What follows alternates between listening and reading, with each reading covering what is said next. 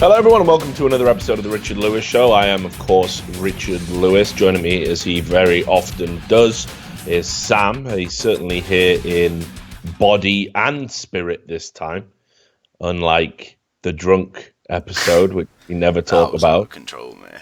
Yeah, you were out of fucking control. That was the sloppiest wreck I've ever done a show. I couldn't even remember any of it. And I legit blacked out at one point as well. Well, yeah. I mean, I wasn't going to say that, but I did. You did. I did. There was a lot of people were saying, "Oh, they must have said something outrageous because there was a jump cut, right?" Well, yeah. There wasn't a jump cut, mate. It was you just had to sleep. Yeah, you just literally slept for about 9 minutes. And 9 minutes power I was listening to it as well, right? And I wake up and I go, Sam, and they go, no. Did you just black out? And I go, no, my mic was muted. And he went, I've been calling you for 9 minutes, but I just couldn't unmute him.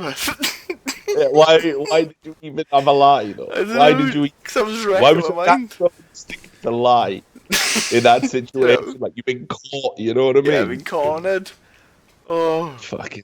That's ridiculous. No, I just have my mic muted, but Sam, you've been asleep, mate. No, definitely not. Cook all the food. Yeah, brilliant. Just pure fucking wretchedness it was. But it's not the most ridiculous thing I've had to deal with.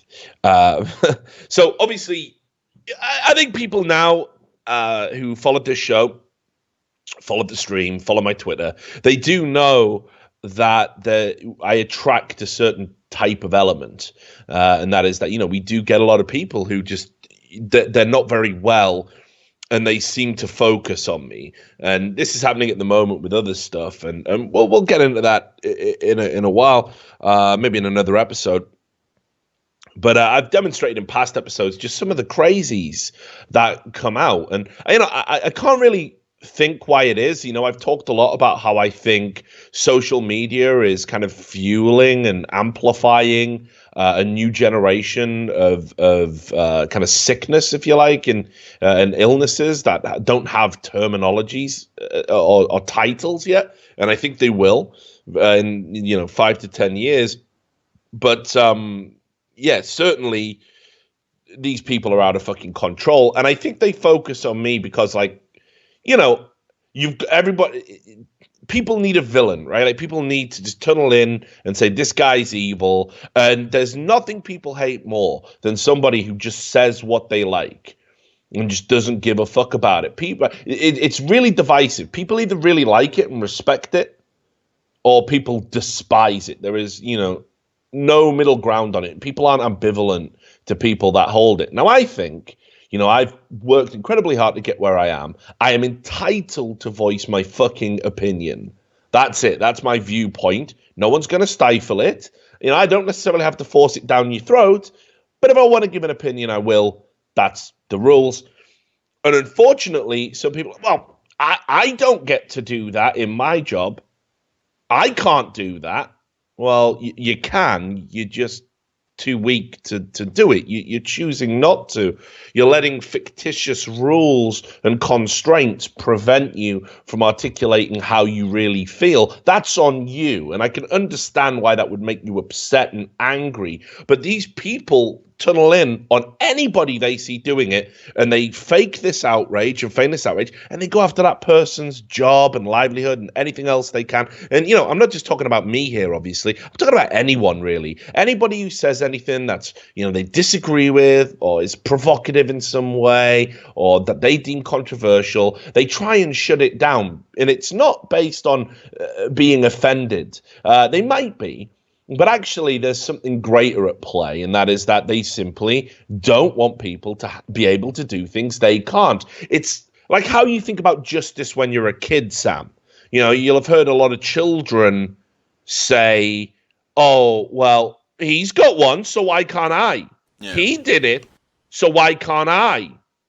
Well, again, I don't know what planet you're living on where you think everybody gets to live the same kind of life. It definitely doesn't work that way. He's a billionaire. Why aren't I? Well, you know, I fucking went to university, smoked fucking weed all day, didn't come up with any great fucking ideas, but did a pretty good impression of a pig when I was really high. You know, like that. This is why I'm not a fucking billionaire. So that's why. There's your answer. But children can't accept it. People with childlike minds really struggle. They don't understand why this guy can do it, or, you know, why won't other people condemn him? Because they don't feel the same way as you. Sorry. Some people like what these people have to say. So obviously I deal with a lot of nutters, for want of a better word. Now, one of the serial nutters I've encountered is a disgraced Counter-Strike player who goes under the moniker Fodder. And recently he tried to get me fired because I described him as being mentally ill on a stream. And he clipped it, and some of the regulars from the show notes, he clipped it and was kind of like passing it around and sharing it, tweeting it out to people going, oh my God, look what Richard has to say about mentally ill people. Now, obviously, as somebody that's battled with depression and all sorts myself, I'm definitely sympathetic to mental health. That's why I talk about it a lot. Equally, I think if you behave in a certain way that would be characterized as incredibly abnormal, I think we can probably safely assume that you're doing it because you've got some mental imbalance of some sort. Now, a lot of people, don't know who Fodder is, because after he got banned for the jillionth time, this is a guy who just, basically what he used to do is he would cheat in Counter-Strike games, make it incredibly obvious. Then on a series of alt accounts on popular forums like Gotfrag and HLTV, he would talk about how good he was on those alt accounts, or talk about how he's definitely a cheater on those alt accounts, to generate a discussion about himself, which he would then sit back and watch and interact with under an alias, occasionally coming into those discussions on his main account and saying things like, oh, well, I'd never cheat, no, just kind of fueling the flames. You know, this is a guy with, like, personality disorders. And I know this because I used to work over at Gotfrag, so it was like fairly obvious what he was doing. Administrators could check. Obviously, HLTV. It's fairly obvious. So this guy is a long-standing history of strange behavior. He eventually got banned, disgraced, but he can't leave things alone because of his nature. So what happened was, after that stream, we started getting attacked on the Discord, right? And there was a specific timeline. So this is why I'm going to tell you why I believe that Fodder was behind all this. So first, just have a look at this screenshot. This is like literally what happened on the Discord.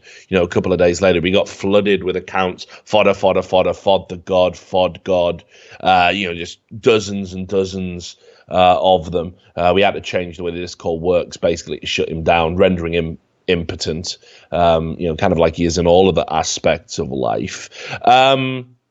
But why would this guy have an issue with me? I've not really talked about him a great deal because he's just not relevant to what I do. Well, I've got to take you back in time.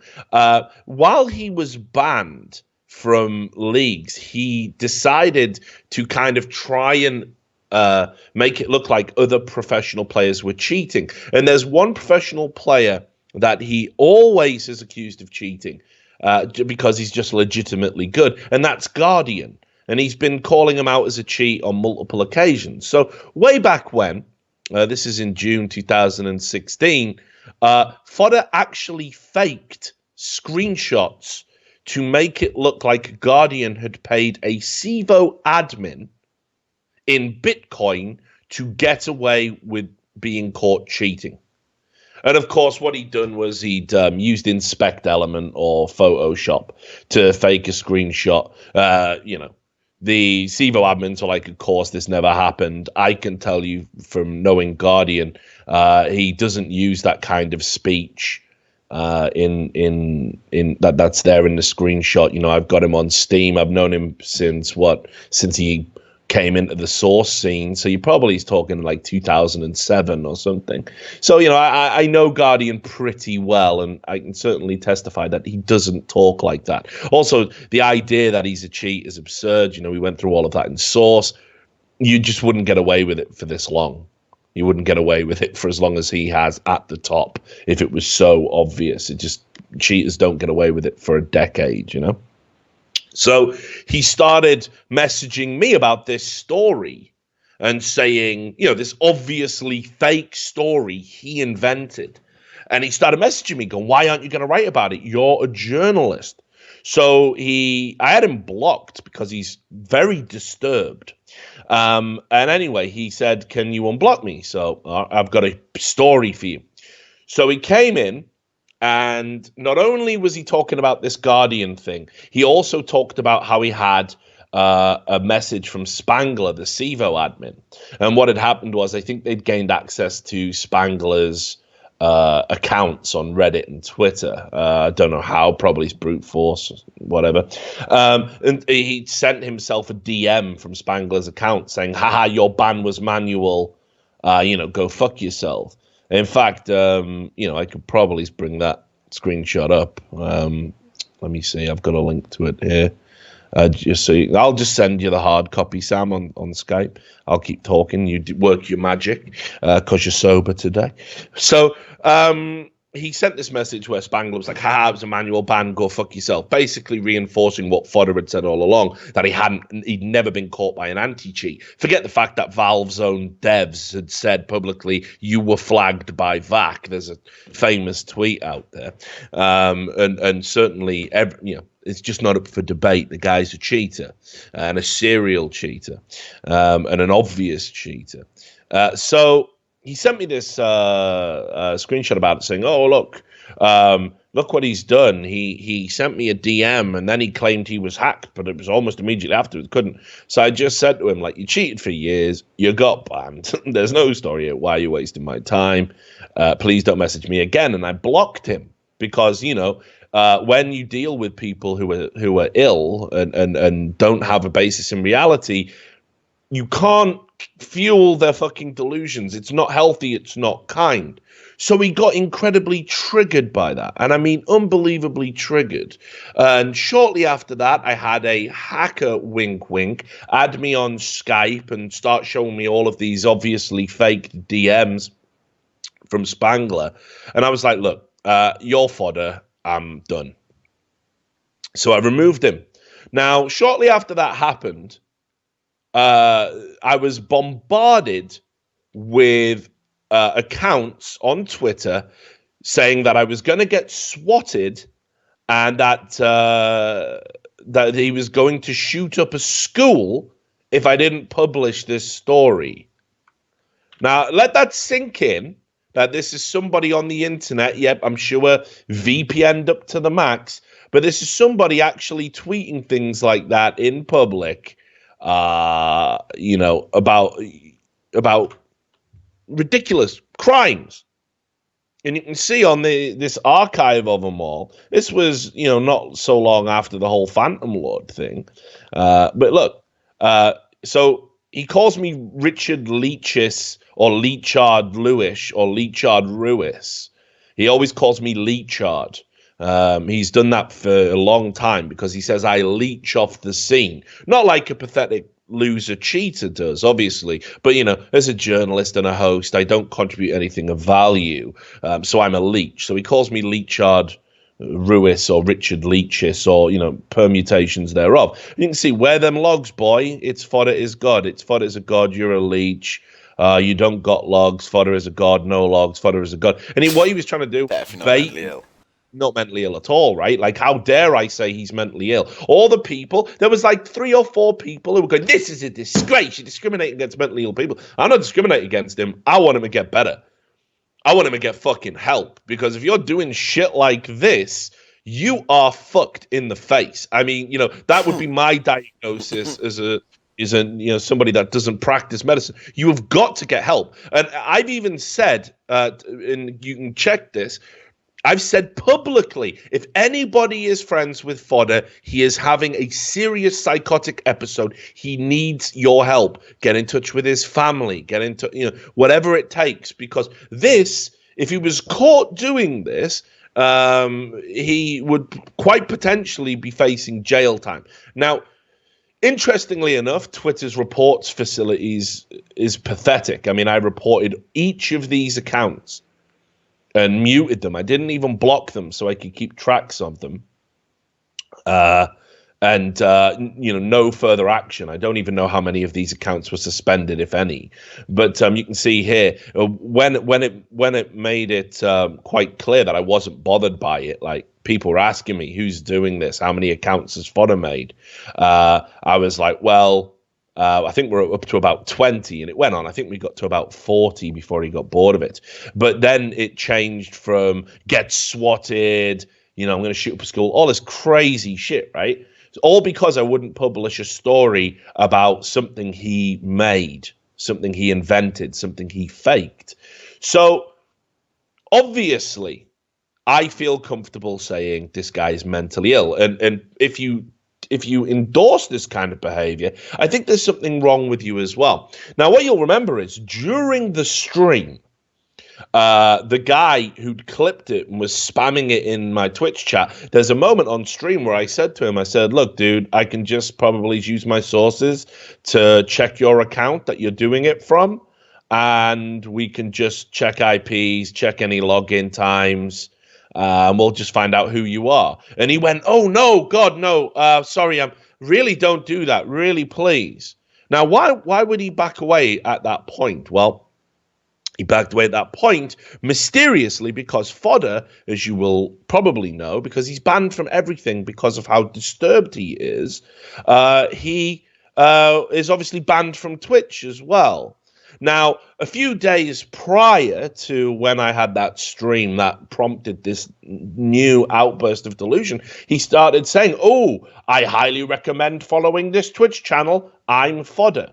And then he followed that up with, oh, to clarify, Fodder is not me. This person is not impersonating me because they haven't linked my social media, so don't close the account. So he was trying to worm his way back onto Twitch, basically, and kind of flaunt it, tweet about it, and expect Twitch not to do anything. He was trying to be clever and cute about it.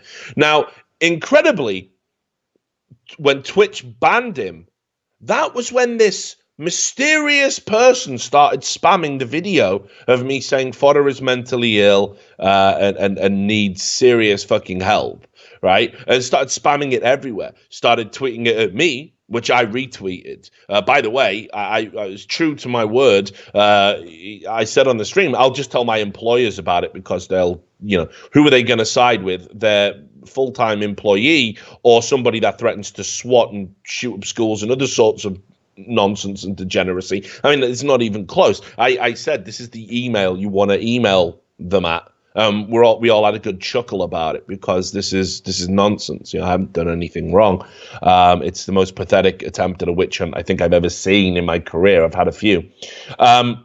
So after that account mysteriously got banned by Twitch, he started spamming the video around. Could that be because Fodder didn't want to get detected? I was back on Twitch because there would have been some IP matches. Could that be it? Or is it all one big fucking coincidence again? Must be one big coincidence again. So anyway, look at the lengths this person went to. He started spamming Summit's stream to try and expose me that I'd said terrible things about Fodder. So here's the first clip. I'll just play. You'll see it come up with a link to the video. There you go. Laughing at mental disorders, it says. Not stream safe. I mean, it definitely is stream safe because I streamed it. A video of Richard Lewis attacking a mentally ill person as well as their condition while linking his chat to a porn video of this mentally ill person masturbating on cam. I mean, that didn't happen. I didn't do that. So, I mean, that's a weird thing to say. Incidentally, he has been caught masturbating on cam, and there is a website dedicated to that transgression. But certainly I didn't link it to anyone. And then you can see again, he made another account, Richard Lewis Exposed.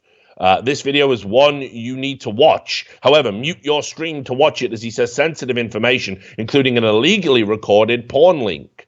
The video itself is safe to stream if muted. So what would be the point of muting it because you want to get me in trouble for what I said? So he spammed this. So this is the level of sickness that this individual has. This is how fucked it is. And I want this out here in the show just to start us off, because I think you guys, will appreciate having a bit of insight into the kind of people that I deal with. This guy has made untold number of people's lives a misery. He's stalking and just crazy behavior. So, just putting that out there, I feel pretty comfortable saying he is disturbed. Sam, I mean, is that harsh? No, clearly mentally ill, as if anyone's arguing it, you're mentally ill as well, confirmed. All right, good. I'm glad we agree with that.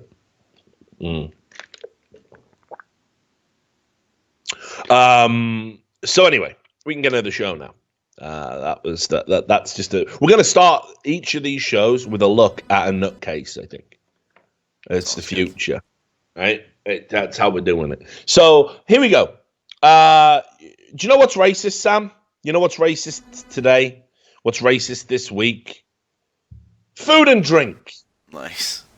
Food and drink. I mean, all of it, right? It's all problematic. It's all racist.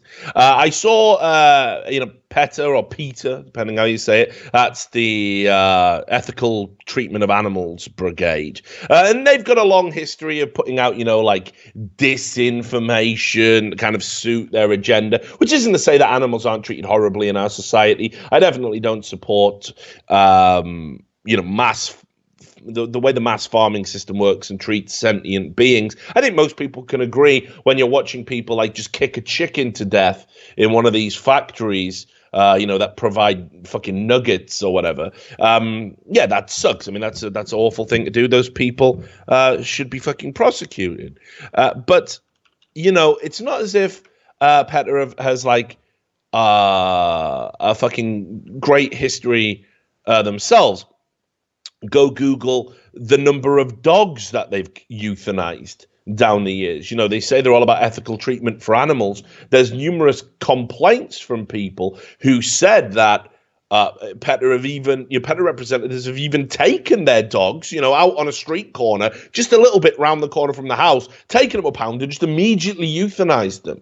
And certainly they're euthanizing dogs in incredible numbers. They're a strange organization. They're not an organization I take seriously at all. When they put videos out like the one we're about to play now, I mean, this is insanity. So it's 1 minute, 22 seconds. Sam will do the 3, 2, 1 on it. But this is PETA telling you why milk is a drink for white supremacists.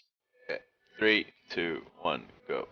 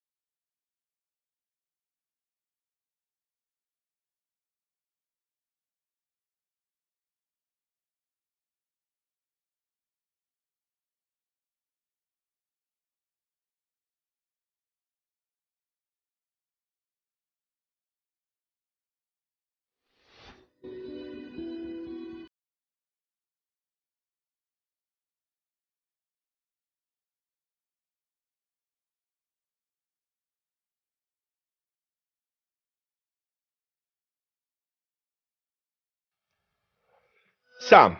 Yeah. Just got a question for you, because I didn't really see the leap that they made. I'm sure people at home noticed it.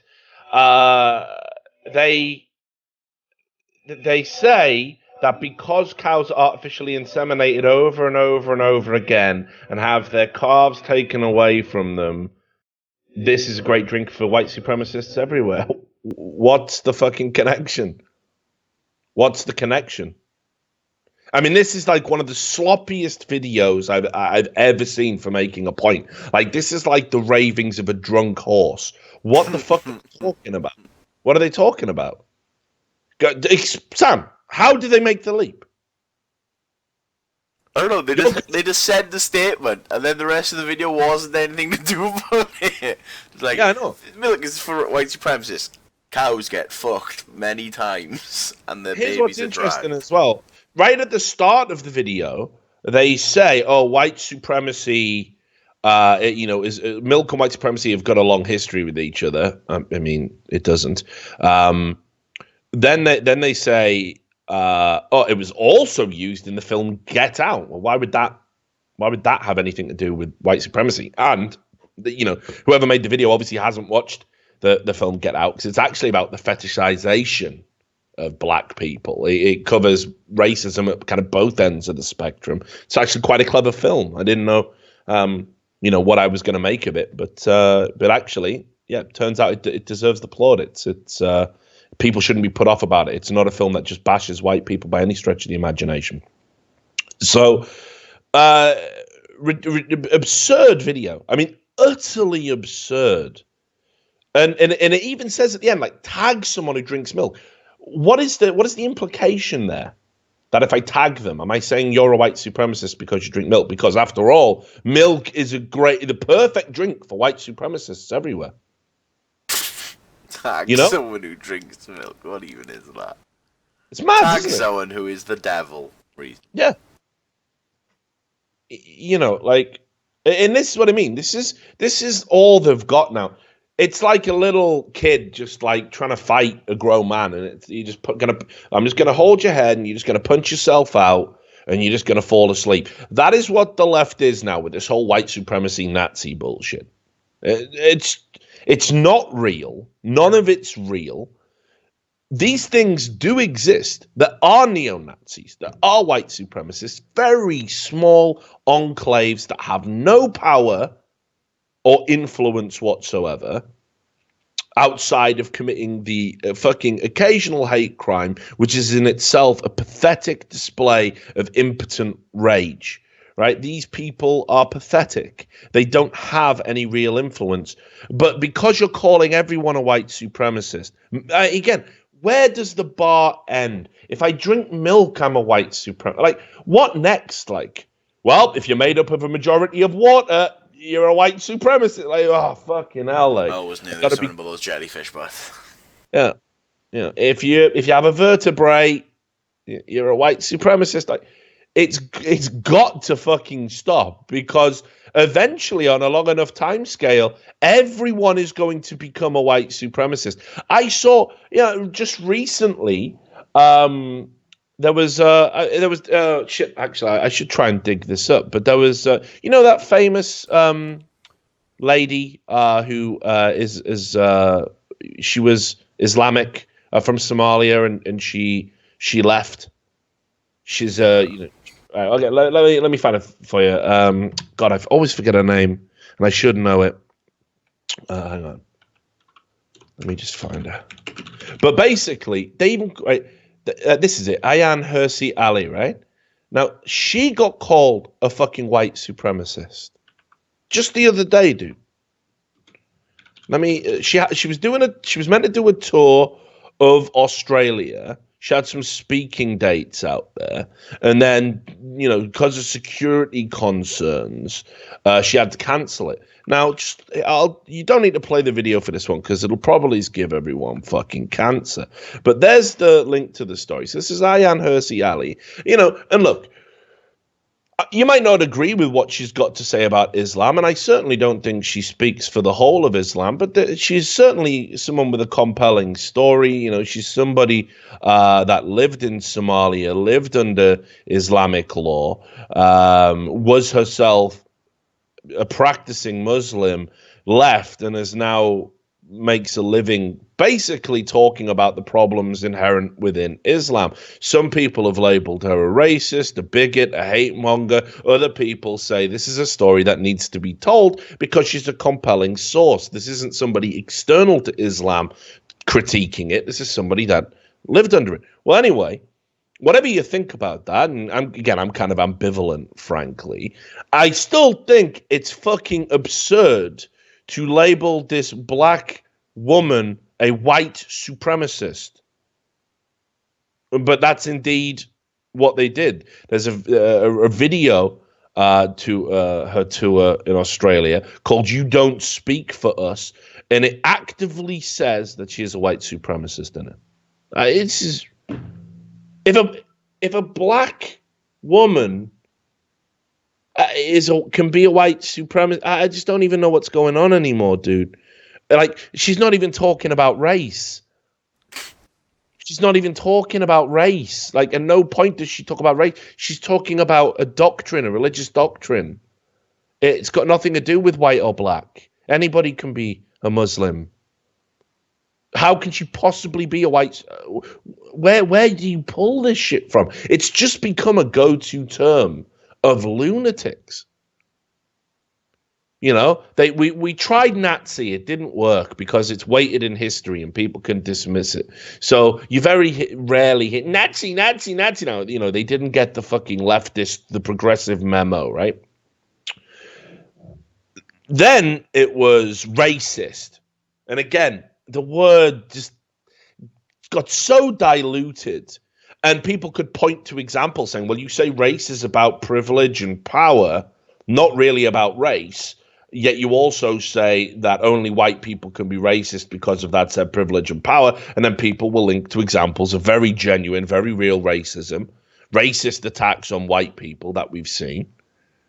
And, you know, again, it's not reverse racism, it's just racism. If you hate somebody based on their race, you're a racist.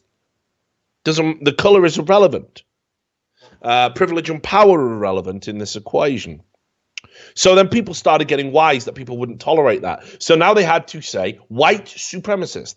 And this is why you hear more and more of this white supremacy bullshit being used to shut down anyone with a vaguely dissenting opinion to these progressives that believe honestly that the only outlook you can possibly have is theirs. So food is the next battlefield. Here is reports in Heat Street, again, which is one of our go-to publications here. Professional food photographer says your Instagram photos of food are racist. This was at the end of February. Okay. So this is a Portland-based professional food photographer who said Instagram food photography is racist because when you share an image of a particular type of food, you are oppressing people of marginalized cultures. Right? She said this on a podcast called The Racist Sandwich. Of course she did. Of course she did. And the description for that episode is food photography is just about showcasing food, right? In this episode, we talk with freelance photographer Celeste Notch about how an art as neutral as modern food photography can be loaded with signifiers of race, gender, and class. We discuss the strange positioning of chopsticks in photos of Asian food, the slow trickling down of the kinfolk aesthetic, and all the things we lose when we divorce food from its cultural context. So she alleges that white people tend to exotify and overcompensate their food presentation by using utensils that aren't commonly associated with ethnic dishes for decorative purposes. She cited an instance where a recipe of Filipino short ribs was presented alongside chopsticks when Filipinos prefer to eat their rice-heavy dishes with forks and spoons. Is this racism now? Is this where we're at? A Filipino would never eat that particular dish with a chopstick, so the fact you have put chopsticks on it means you are racist. No, it fucking doesn't. I've just put chopsticks on a plate. That's it. That's the end. Right? She also was backed up by somebody from Quartz called Chase Purdy. Okay, so this was the article, the follow-up, because all these leftist and progressive blogs, once they get like one thing in the water, is this the new battleground? Is this the new battleground? Is this how we need to signal to our audience? We've got to signal to our audience. Shit, food's racist, everyone. Write the articles, get the articles. Food is racist, go. Instagram photos of problematic racism. Let's do it. So obviously, slew of articles. So there was the Quartz one as well. A lot of Instagram-loving foodies are perpetuating racist stereotypes about ethnic dishes, right? And she said eating Thai food might be an afternoon dalliance for one person, but for another, it's a direct link to their cultural heritage, which is all the more reason to be curious and thoughtful about the food we eat. I've never heard this, by the way, from any person from China I've met, from Thailand. Never heard any of them, Japanese food. Never heard anybody say like when you go get sushi, the chef doesn't hover over you and you wouldn't actually, you're really offending me right now. You wouldn't put wasabi on that. Yeah, when you go for K barbecue with your Korean friends, they go, "Oh my god, you're not supposed to mix those things. You can't have the meat with that." No one gives a fuck, do they? You're eating food. It's food, dude. I remember, a long time ago, like, it was considered like a little bit improper if you went for a sit-down Chinese meal, say in, one of the many, Chinatowns we have in the UK, and if you asked for a fork rather than trying to use chopsticks, right? But this is like just a fucking nightmare now, what? But this is what people do. We believe in this cultural appropriation when that's not real. Like 99 times out of 100, you're actually talking about cultural appreciation. You're the one with the problem about it. No, I've never heard. I can't think of an example where the people from that culture are offended that somebody is interested in their food or their style of dress or their language or their cinema or whatever the battlefield is in the culture war that particular day. I've never heard it. It's always some fucking white, middle class university student studying some meaningless subject that wants to lecture somebody about what's proper and what isn't. Everyone else in the real world doesn't give a fuck. Like, it's food. Why does it matter what I use to eat? What if I want to put it on the floor and eat it like, nom, nom, nom, nom, nom? I just get into it. Like, now what? Now what am I doing? Is that supremely racist? Am I, what are we talking about? Who gives a fuck? Food goes in mouth. There you go. It's not fucking complex. It doesn't need to be a battlefield, does it? Doesn't need to be. But obviously we gotta talk about something. BBC, of course, picked up this story as well. Are food bloggers fueling racist stereotypes? And again, they picked up this. This is the fucking BBC, and they said it was trending. This isn't trending at all. All that happened was, probably because you got to understand, all of these journalists, like, they've all sit in fucking mailing groups and fucking Skype groups and everything else, and literally they dictate the agenda. What are we outraged about? We saw this with Gamergate. How are we going to handle the coverage of this issue? What are we outraged about today? And then what happens is they know somebody over here and they pretend it's trending. Where the fuck was this trending? In what way was this a big topic? It wasn't. All the while that this was going on, we've got rolling coverage about how Trump is Hitler, while this was going on. This couldn't have trended if it wanted to. But nope, it's BBC's trending, definitely trending. It's not just a favor we're doing to some lefty mate of ours. This is real. So they talk about this racist sandwich podcast again, and there you have it. No.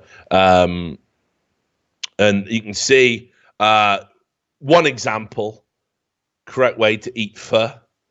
I guess we Asian people have been eating the wrong way for generations, laughing my ass off, because there was some criticism over someone said pho is the new ramen, which is like just a way of saying it's now, more popular and culturally accessible.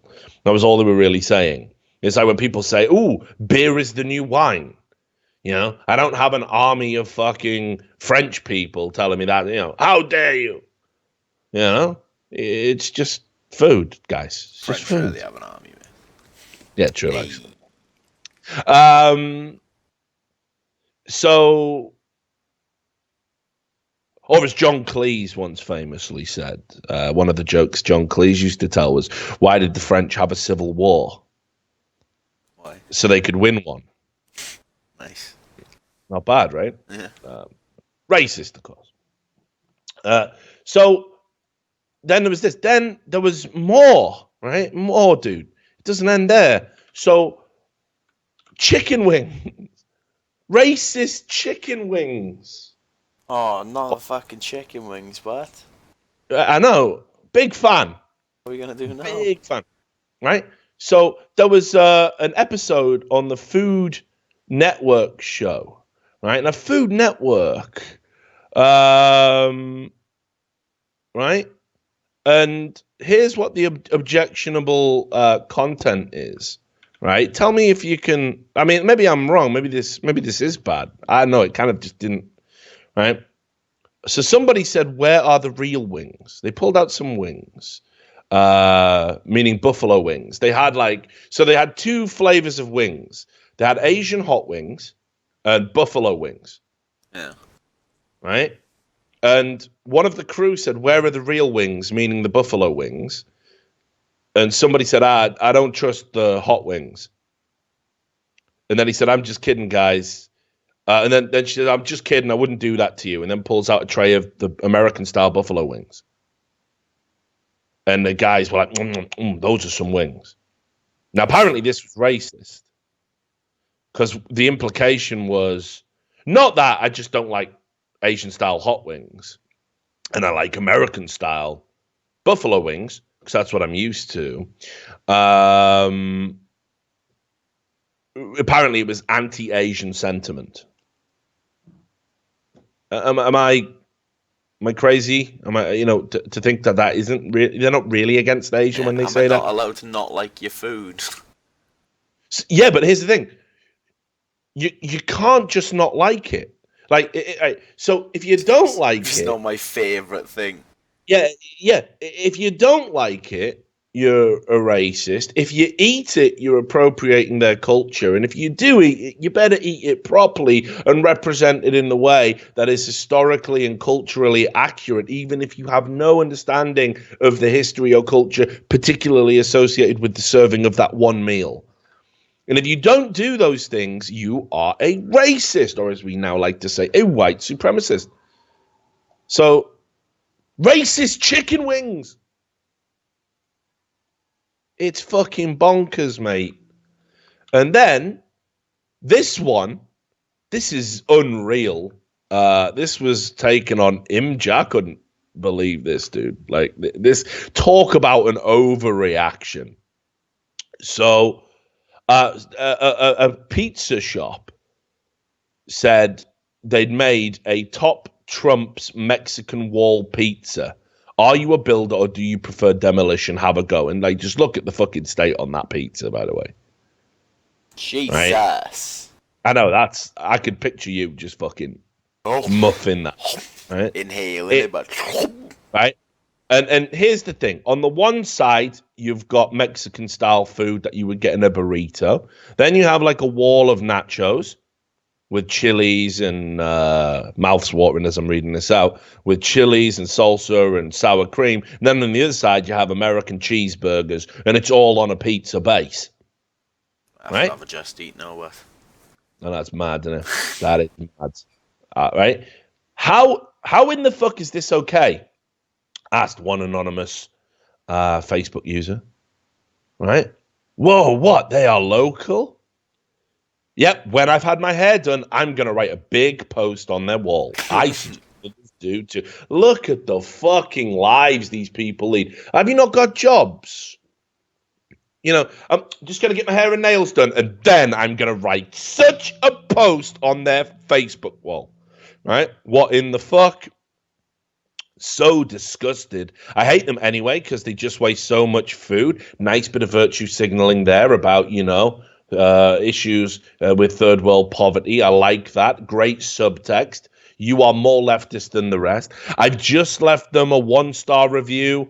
Didn't use the service. And an earful. Cunts. And you were doing so well. Cunt, unfortunately, is a gendered insult. So you kind of cancelled it out there with your virtue signaling, just to let you know. Then there was a video of somebody like eating it and kind of making a joke about it. It gets worse, right? The video is just showing the pizza being made. That was all it was. Like, build the wall, blah, blah, blah. Please, everyone, leave reviews and a comment. 1 star all the way and tell them how fucking disgusting they are. Done. Right? And nice.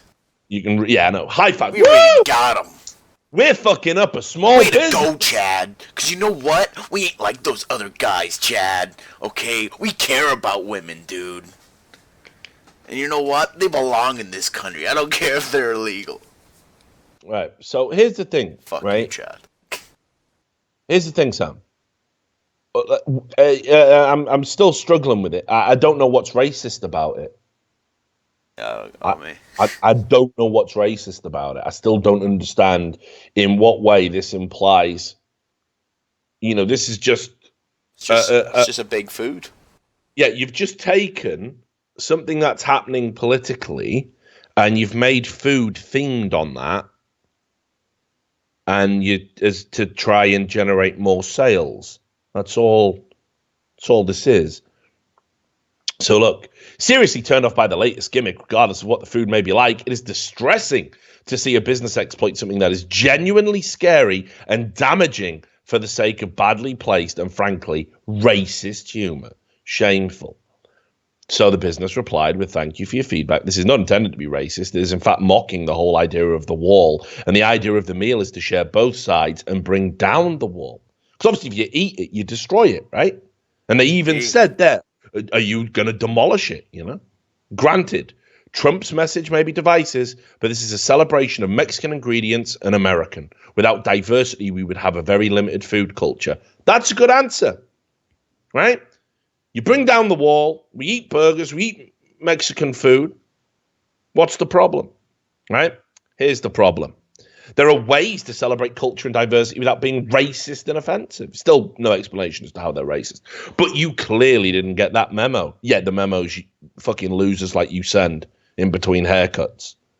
You fucking vacuous, vain scumbags. Just saying something isn't racist doesn't make it not racist. Okay, got to flip that logic on the head there, darling. Saying something is racist doesn't make it racist either, does it? It's got to qualify. It's got to be racist. It makes you scumbags for not even trying to change it or take the criticism. Thank you for replying. While I can appreciate your intent behind the idea with this explanation, I really wish to convey that the idea itself is still problematic. I really hope that you are able to take this into consideration because the level of distress this causes is beyond and counter to the intent you had. Keep the dish and enhance the celebration by all means, but think about renaming it and how you were promoting it, because that is still offensive. So that was somebody else, bit more of a measured message. Y'all want to be ashamed of yourselves, indulging in the despair of Mexican people. It's not called the dead Mexican pizza, is it? It's not called people who died crossing the border pizza. It's not called that, right? This is a bloody disgrace. Are you fucking joking? Racist dickheads. Hope someone bricks up the door to your restaurant, you clueless dickheads. I will never eat at your pro-Donald Trump racist establishment. Your ignorance would kill any potential appetite anyway. I hope all the immigrants working there spit in all the food. Why are there immigrants working? How does, that's a racist assumption, isn't it? I mean, that is trying a to racist... say immigrants work in pizza places, isn't it? Well, yeah, he's trying to say, like, the people who prepare the food must be immigrants, Reminds me of what that woman on fucking Question Time said when they said, if we have Brexit, who's going to work in Pret? Meaning Pret Orange, the coffee shop. Right.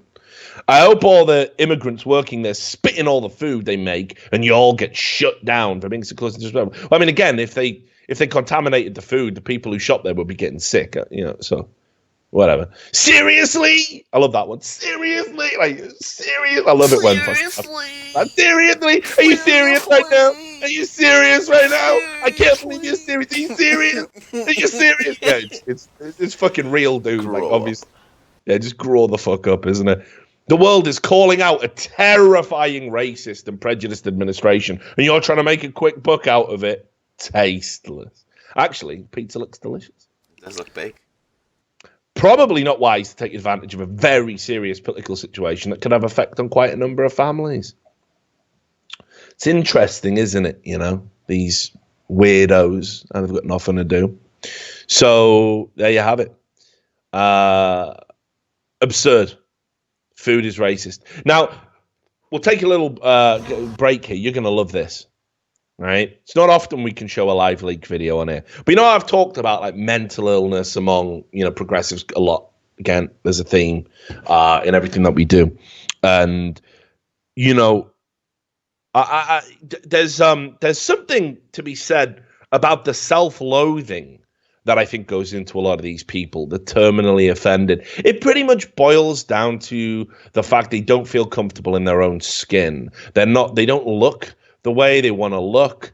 They're not treated the way they want to be treated by people because they, you know, maybe don't have the requisite levels of attractiveness or they're overweight or whatever. And whereas most people who just exist in that realm, you know, like myself, right? You know, I need to lose some weight, probably do it one day, maybe not. Who fucking knows? Like, you know, it's my own motivate. You know, I don't blame anybody but myself, though. And I don't. My body's beautiful. It's not. It's pasty and doughy in the middle. You know, like it's fucking not beautiful.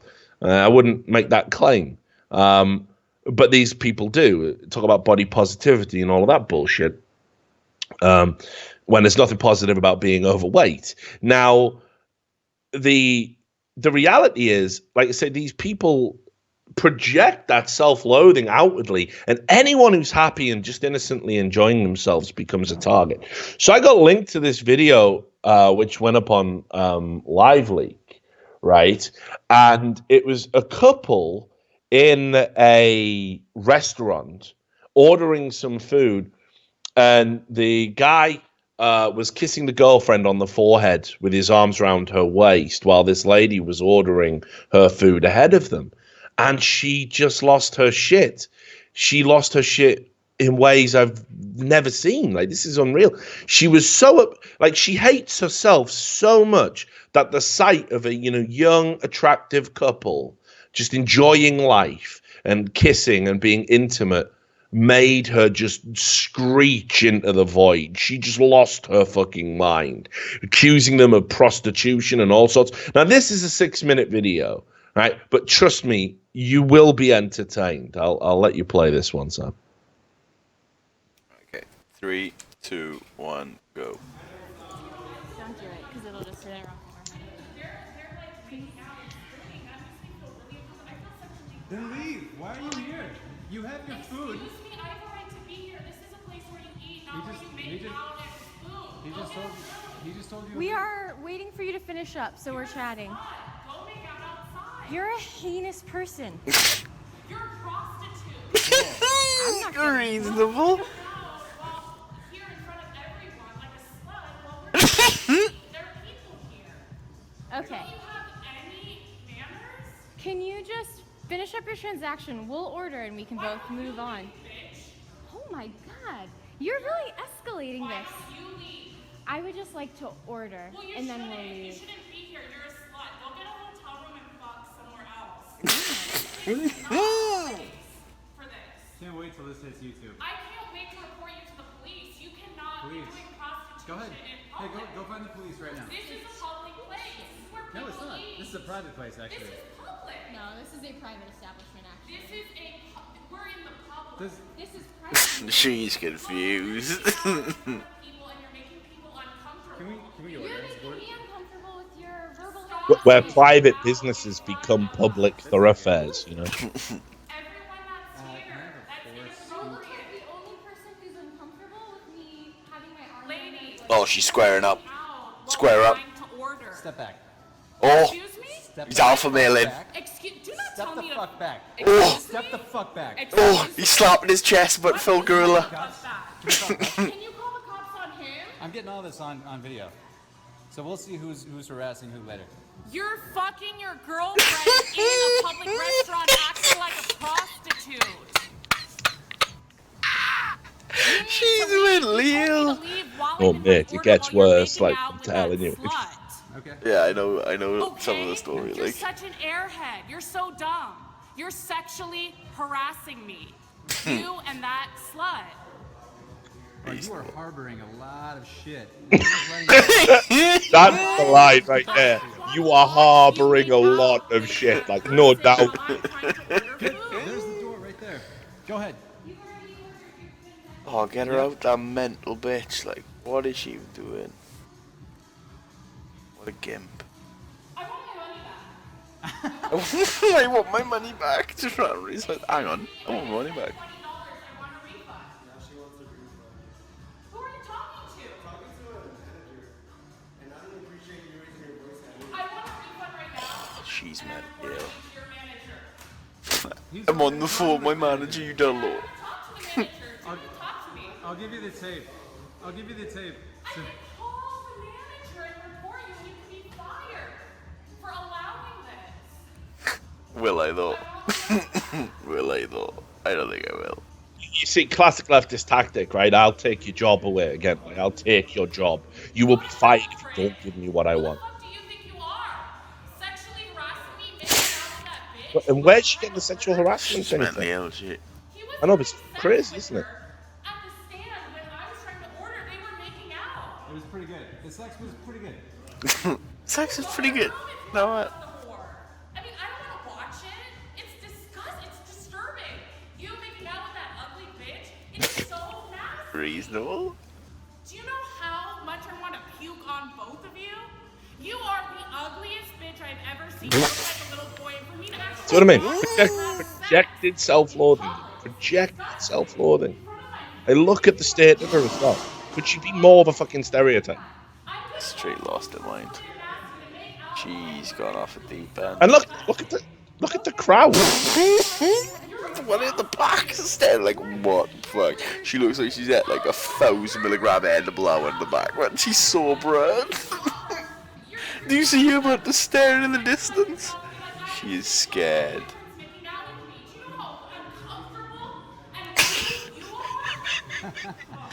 How mentally ill are you gonna do this in front of people? You're a dumb bitch. Fuck yourself. You are such a whore. You are such an asshole, both of you. Both of you are Bye. Bye. Goodbye. Bye now. Goodbye. Sorry. Sexual harassment and stalking charges on you. Go for it. Go for it. You are harassing me at this very moment. That's the truth. Yep. You are harassing me at this very moment. Am I though? Yes. She's had enough. I told her she's had enough. There it is. Oh. And there it is. The liberal mask slips. I'm American. Go back to where you're from. Yo, he's more wanted here than you. Leave. Leave. You leave. You leave. Excuse me, there is a man that was about to have sex. There was a man. There was a man that was about to have sex. He was either. I kissed her like once. Oh, I miss America, mate. Good old US of A, like. Police here. I'm sending the police Please. to arrest the prostitute. You're a prostitute, and I'm sending the police. Go. Wait, where are you going? The police are coming. Oh my god. Man, There you have it. Now, this is, again, just indicative, like, where... Do you know what I mean? Like, how fucked in the head do you have to be to think, to people kissing in public is sexually harassing you? Like, this is what I mean as well.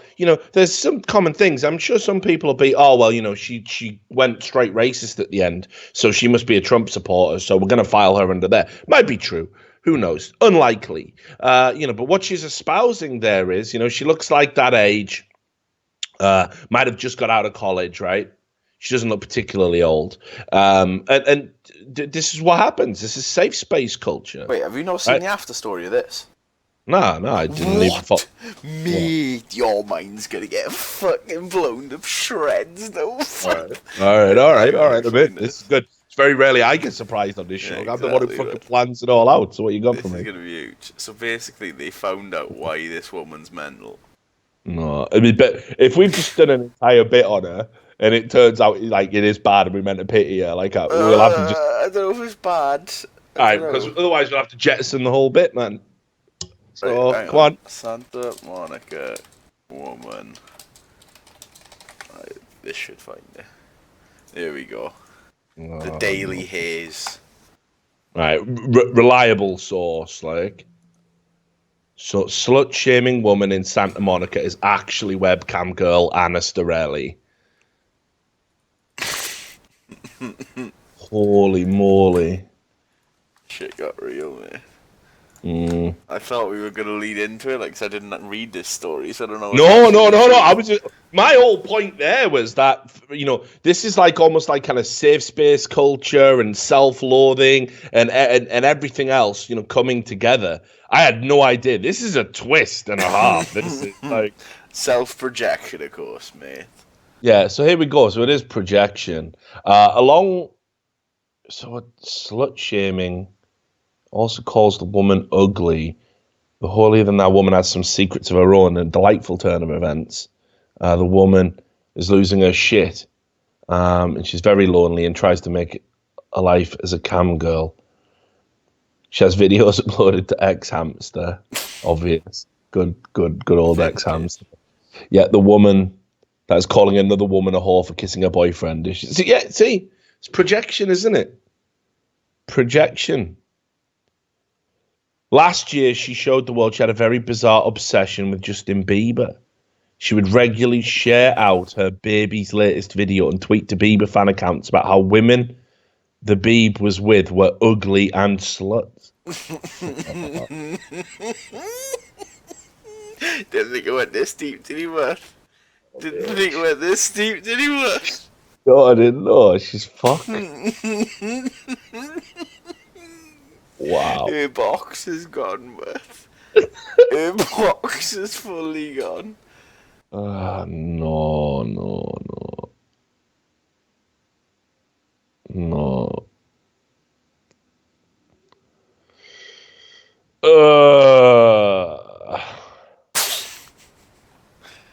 Well, that's unfortunate, dude. Am I going to be editing this out? Find out next week. When I actually edit it. Yeah, you're going to have to edit. You're going to have to do some blurring, I think. Why? Because look at that fake Playboy cover that I reckon. That's sound. Mate. Can't get banned for barely, but. Plenty of it as well. Can't get banned for barely. But no, yeah, I had no idea, no idea about that. That is a twist, But yeah, there you go. Then. Fucking spin at the end. Fuck it. That is just classic projection, classic projection. It's fucking kind of sad, but it's what I mean. Why don't people want to deal with their shit? Why do they want to go out into the world and make the world conform to them? I'm the one with the problems. Everyone else must fall in line so I don't get offended or triggered by anything. Obviously what triggered her is, she sees a happy couple, the thing she's deprived of in her own life, it sends her into this fucking frenzy, right? She just goes absolutely fucking nutso over it because it just highlights the void in her own life. But again, I'm going to get back to what I keep saying about we encourage this now. We say to people, yeah, definitely, everybody must respect your bullshit. It used to be, the mindset was if you had problems, you had to, or deficiencies, you had to self-improve, get therapy, heal yourself so you could interact with society. Now what we do is we tear down pieces of society so we don't have to deal. We alter our societal environment. And that's what she's a product of right there. Like, in what fucking world could you possibly believe what you're doing is okay and fine? You know? Madness. Utter madness. Speaking of which, this is another old story as well. I wanted to fit this into another show, but I couldn't get it in. You know, some people are just fucked, mate. What happened to Seth Rogen? I think he's just, because he's such a stoner, I think he just can't be asked to argue, so he just sort of took it on the chin. No, but like now he's like being an activist, you know? All the time. Like he's like, you saw him in those Budweiser adverts and stuff with that pay gap bullshit. And, you know, like, it's like, at what point, right, when you're, okay, your whole reason for getting to the big show and becoming a celebrity, a star, is that, you know, you were a stoner and you used to tell jokes and they were kind of, you know, gross out and edgy. And then you get into the Hollywood machine and you come out the end, you know, just some fucking virtue signaling, you know, OTT leftist. Well, I just thought this story was just mad because, again, it just shows this level of delusion. You know, one of the other things I talk a lot about is social media, right? How it makes you think you're connected to people. So Seth Rogen started tweeting at Donald Trump's son, right? Saying, yo, Donald Trump Jr., I noticed you follow me on Twitter. Please ask your dad to resign before he destroys the planet. Thanks, dude. And you're like, oh, okay, well, that's a good joke, right? Like, that's a bit he's doing. But it isn't a bit. He then went on some prolonged diatribe and then started sending him DMs, which, of course, would be considered harassment if, you know, it was reversed. But he just DM'd Donald Trump Jr. out of the blue and then tweeted about, look what I've done. Hey, everybody. And he said, hey, man, it's Seth. Your father is trying to discredit our media, collude with Russia, and destroy the environment. It would be super cool of you to be like, yo, Dad, why don't you stop all this and go back to being just a guy on TV? The majority of the world would be pretty psyched. Thanks. And then he added, also, please tell your dad that this guy, Jason Chaffetz, you know, the dude with the awesome Twitter handle, Jason in the House, should probably investigate Flynn's connection to Russia because he got fired over it. Thanks, man. Have a good one. So he just kept going and going and then tweeted about it. And it's just so fucking tedious. It's just so tedious. Like, definitely have your political opinion. Definitely express your political opinion. But, you know, is this supposed to impress me? Like, why are you putting that out there publicly? Hey, you know, because of some contrivance in the Twitter mechanics, I was able to message somebody unsolicited who, you know, probably didn't actually want me to DM him what I did. And then I publicly boast about it to virtue signal to all of my followers which side I'm on. Well, again, this is, you know, keep in mind Martin Shkreli was suspended from Twitter for tweeting out a collage somebody made. And, you know, that was that. Martin Shkreli got banned for that. But it's okay for you to just DM people unsolicited and boast, look at me. Because it's the politics, man. I just thought this was pathetic, dude. Like, I didn't realize, like, how far, like, Seth Rogen could fucking actually fall. I used to actually like the dude, you know? Like, I used to like his work. I used to respect his work, you know? And it's like, I go back, you can watch those movies. I think they still stand up, man.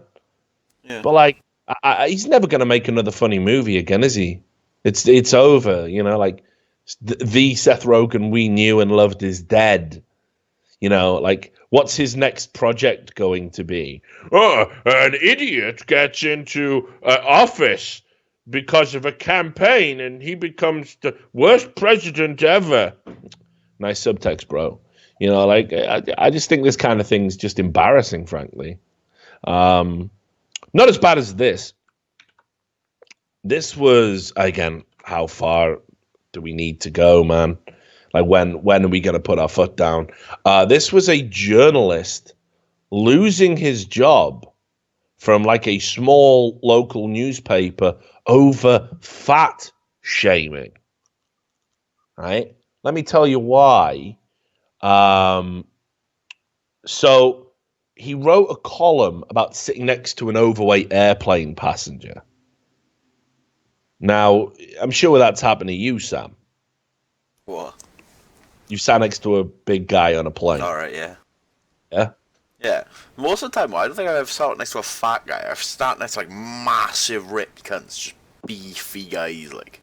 Yeah. Just look like a little fucking fat baby gorilla next to him. Yeah, right. Well, there you have it, right? Like, so, you know, I mean, they cram you in on these commercial flights. Anyone who's bigger, be it through fat or just build, it's going to be uncomfortable. There's not really a lot of room.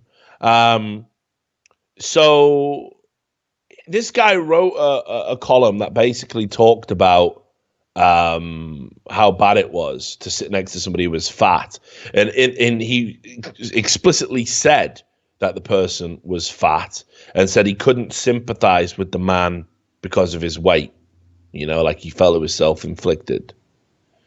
So people complained, and this is somebody who's been volunteering to the newspaper for 30 years.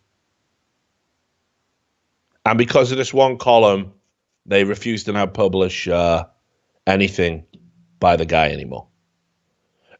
And they put a statement out in this local newspaper. Last Friday, his column was about sitting next to a large person on an airplane. In the column, he called the person fat. Which they are. Which they were. And went on to describe a lack of sympathy for the man's weight issue. Not only did this offend many of our readers, it offended us. Bullying others is not okay. Body shaming is not okay. Here's the thing. That fat guy will never have known that he was the fat guy in the column, nor was the guy in the column named. How's this bullying? It's no more bullying than if I said to you, hey, Sam, I know this right prick. I don't bully him, but that's tight as fuck. Yeah, that's it. You don't know who I'm talking about, right? And they don't know I'm talking about them. This cannot be bullying by any stretch of the imagination. And we know that imagination likes to get a vigorous fucking workout these days with these fucking virtue signaling morons. The list goes on, but you get the picture. Let's debate the issues, not make personal attacks on people. The staff made a bad decision in publishing the column, the editorial. Staff said, when you're in a community newspaper like the Daily Journal, you're close to the community. They really let you know about things. Body shaming is a behavior that once may have been acceptable, but isn't any longer, they said. Personally, I think it's a generational thing. I think at one point you could talk about someone wearing glasses as a fall eye, or make fun of a person's weight or the color of their hair. Now people are saying no bullying, no body shaming. It all goes into the category of what's acceptable these days, along with racism and homophobia. Nobody gets called four eyes anymore. Fucking hell.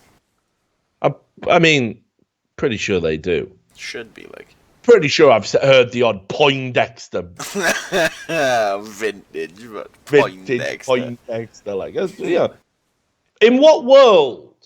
All right. In what world is fat shaming akin to racism and homophobia? In what universe is this true? It's absurd. But yep, that's the state of the world address. A few complaints. Fuck your platform.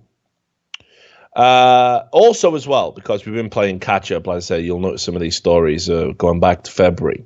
But we did have it didn't happen from March that I didn't get into on the show. You remember all that shit about the travel ban? Yeah.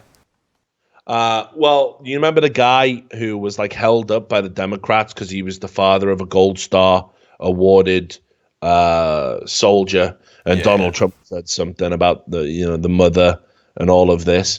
So Kizir Khan it was trotted out again in July to talk about the ban on Muslims. Back when Donald Trump had first said, I'll be probably banning some Muslims from coming in unchecked.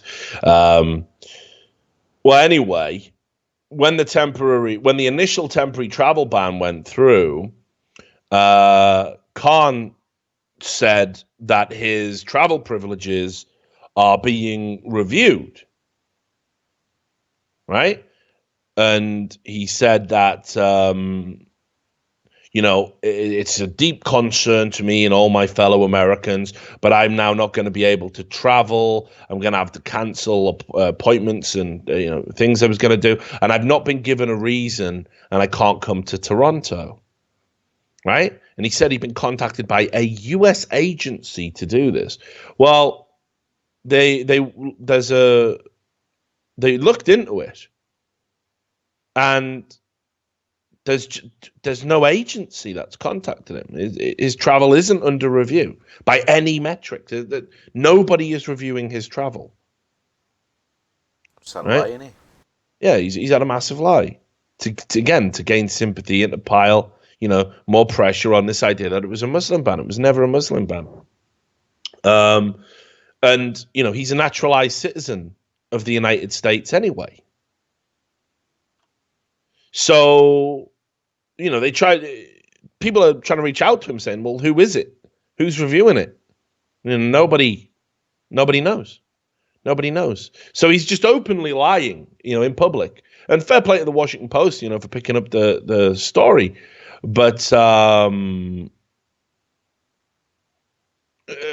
course, these things don't blow up. We showed you on the show before numerous examples of people talking about this travel ban, just straight lying. The travel ban killed my mother. Lies.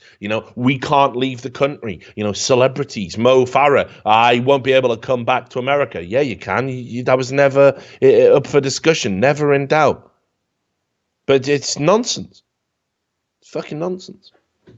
So we can get into some more new stuff. The left. Oh God, why is this a thing? So we talked before about LGBTQ and how the queer is just there, and what's a queer? Yeah, that wouldn't fall under any of those other things, and. I've been perplexed by it. I always thought queer did mean homosexual, and it was being reappropriated by the marginalized group as a celebration of their subculture. That's what queer always meant to me. It's not anything new that was happening either. William Burroughs famously wrote Queer, the book Queer, talking about his time as a practicing homosexual while traveling. And it's a great book. So before he went experimental, it's very accessible. So I've never really understood what a queer is supposed to be within the context of LGBTQ. But now the Huffington Post, their queer section, has decided that any fetish or kink makes you queer. Right? They said, wait, who gets to decide what's queer and what isn't? Well, clearly you. Non-normative sexuality, sex, and fetishes all fall under the queer umbrella. That's it. Right? And this was in response to an article that they wrote, obviously, which was about adult baby diaper lovers. Now, I don't know if you've ever seen this particular thing, Sam. Adult babies. Have you seen this? Yeah, I've seen footage of it before. Yeah. This was here it is. I'm gonna bring you the article, mate. You got to keep it together, mate. Yeah. I'm serious. You got to keep it together, bud. All right, because it's tough. So the article here is called "The Misunderstood World of Adult Baby Diaper Lovers." Okay. Oh, what is wrong with that cunt, mate? I knew it, mate. What is wrong with it? I knew you couldn't do it, see. I knew you couldn't keep it together. I knew you couldn't keep it together. Here's the thing, Sam. Here's the thing, Sam, right? Like, I don't care if this is what it takes for you to get off, like, at home. Obviously, do what the fuck you want in your bedroom, man. Everyone's into some weird shit, you know? Now that the government can fucking buy our fucking browsing history, I'm sure, we're all going to be like, Yeah. Well, I did go through that fucking eel phase. You know what I mean? Like we're all gonna be fucked, right?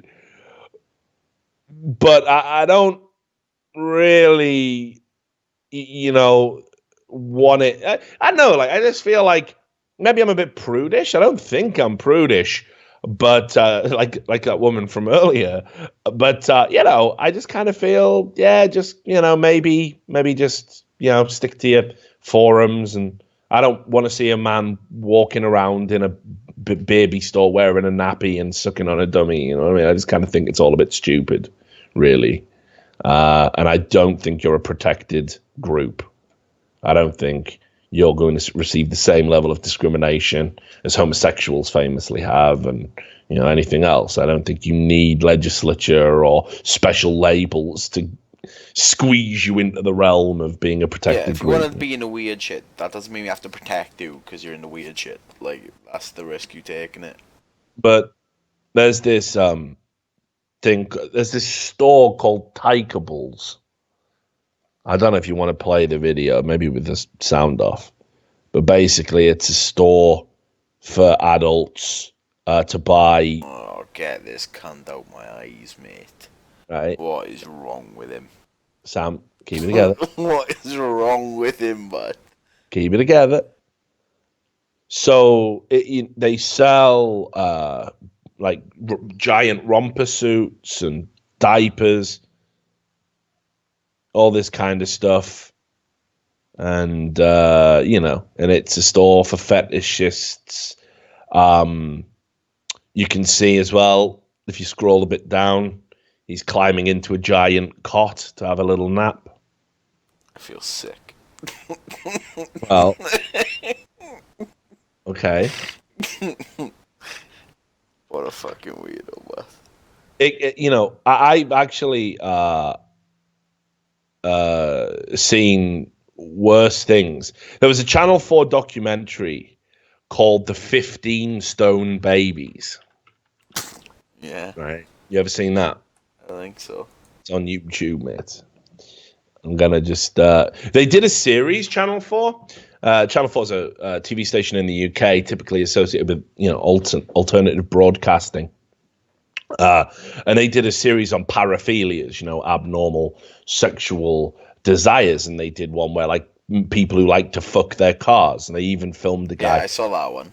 Yeah, literally having sex. Yeah, and they've done ones in the past about zoophilia, and there was one called Fat Girls and Feeders as well, which I saw that one. Yeah, right. Well, this was called The 15 Stone Babies. It aired in 2012. I remember it well.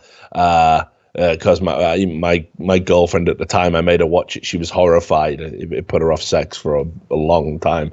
Throw a nap. Yeah, exactly. I was devastated. I couldn't get her into what my secret kink is. But I'm gonna see if I can find the part, because some of the guys like to breastfeed. Of course they do. Yeah. Here's the best one, actually. There's this woman. You want to just check this out. Let me just bring it up for you. So I think I want to get to the bit where he has nap time. Right, here you go. Right, so if you just want to bring this up at 10:20 and just play it. 3, 2, 1, go. This will break you, Sam. All right. This will break you. It takes 15 minutes for Ashley to have his nappy changed and be dressed as the baby boy he wants to be. Fuck off. It's release. Fuck off, man. It's an emotional feeling. It is. I don't have another answer. It's got an emotional bond to it. Some people are born into the. It's innate in them. They need that emotional fix. Ashley's finally released a side of himself that's unfulfilled in his relationship. I can't tell her how I feel. She just she would get upset herself, which are the last things I would want to do. Yeah, Why? We're a married couple. We don't have an intimate relationship. You're a bit of cock. We haven't had a proper intimate relationship since I started wearing nappies. When I give her a touch, she flinches. Who would have known? So there it is, mate. The 15 stone babies. Like, now, here's the thing. Obviously, you know, loads of gay friends, hang out with lots of gay people, used to live with gay people at university. I don't think they want queer to be hijacked by these fuckers. I'm just going to put that out there. I'm not a representative of the gay community by any means, in the sense that I don't claim to speak for all of them. But I'm pretty sure if I just did a quick poll right now, hey, you know, these guys who wear nappies and shit themselves and then have it wiped off as some sort of fetish. Oh, yeah, I've seen them. They're queer now. How do you feel about it? What the fuck? Nah, nah, they ain't with us. We're just, you know, we're men who like men, we're women who like women. That's it. That's what queer was meant to be. You can't just, nah, you're all queer.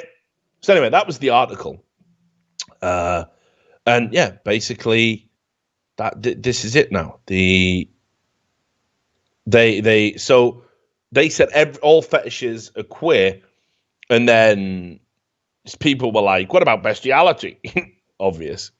You know, put them in the fucking Lodge of Calf Nelson. No. Just sexualities with fetishes are consensual, but otherwise, yes. So if any consensual fetish makes you queer, you're in S&M, you're queer. Huffington Post say so. It's over. 15 stone babies, queer. Mentally ill. Like to have someone piss in your mouth, queer. It's all queer. And while we're talking about deranged, like, you know, let's try and normalize the abnormal. This fucking blew my mind. This blew my mind. Now, I'm not a squeamish guy, but like, we got to talk about this for fucking reals. Right, this is Metro, which again has become increasingly progressive because, you know, that's the media zeitgeist, and it's only going one way because, you know, they're like termites. They eat publications from the inside out. The headline, there's nothing wrong with going down on someone when they're on their period. Is a bit like. Now, here's the thing. Period sex, right? You know, I'm all right with it. Like, yeah, it's happened. Of course it's happened. I'm like I say, I'm a grown man. You know, used to live with my girlfriend for like 5-6 years, you know. You see her when she's, you know, menstruating, you buy, you know, you do the shopping, you fucking, you know, you buy whatever, you know, she has to, oh, well, I need the heavy ones at the moment, you know. You learn things that you wouldn't learn as a kid or a teenager because they don't tell the guys about that shit in sex class, or they didn't when I was coming up. And that's how I learned. I learned about menstruation pretty much through being in a relationship. I learned how it affects different women in different ways, you know? And at the end of the day, one thing that I found to be true is sometimes increased libido during menstruation, the menstrual cycle, and more intense orgasms. Now, if you care about your woman, sometimes you're going to have to get involved in that. And yeah, cleanup can be a motherfucker. Obviously, there's blood. That's what it is. And with blood, you know, there can come some smells, some things that you might not be from blood. Smells. Yeah. That's when you say that word, reminds me of that E5 video. It's only smells. It's only smells. Well, yeah, the thing about that video is it wasn't only smell. Smells. Definitely wasn't. It was more than smells. Yeah, it was much, much more than smells. But with this, it's pretty much just smells. You know, because blood smells.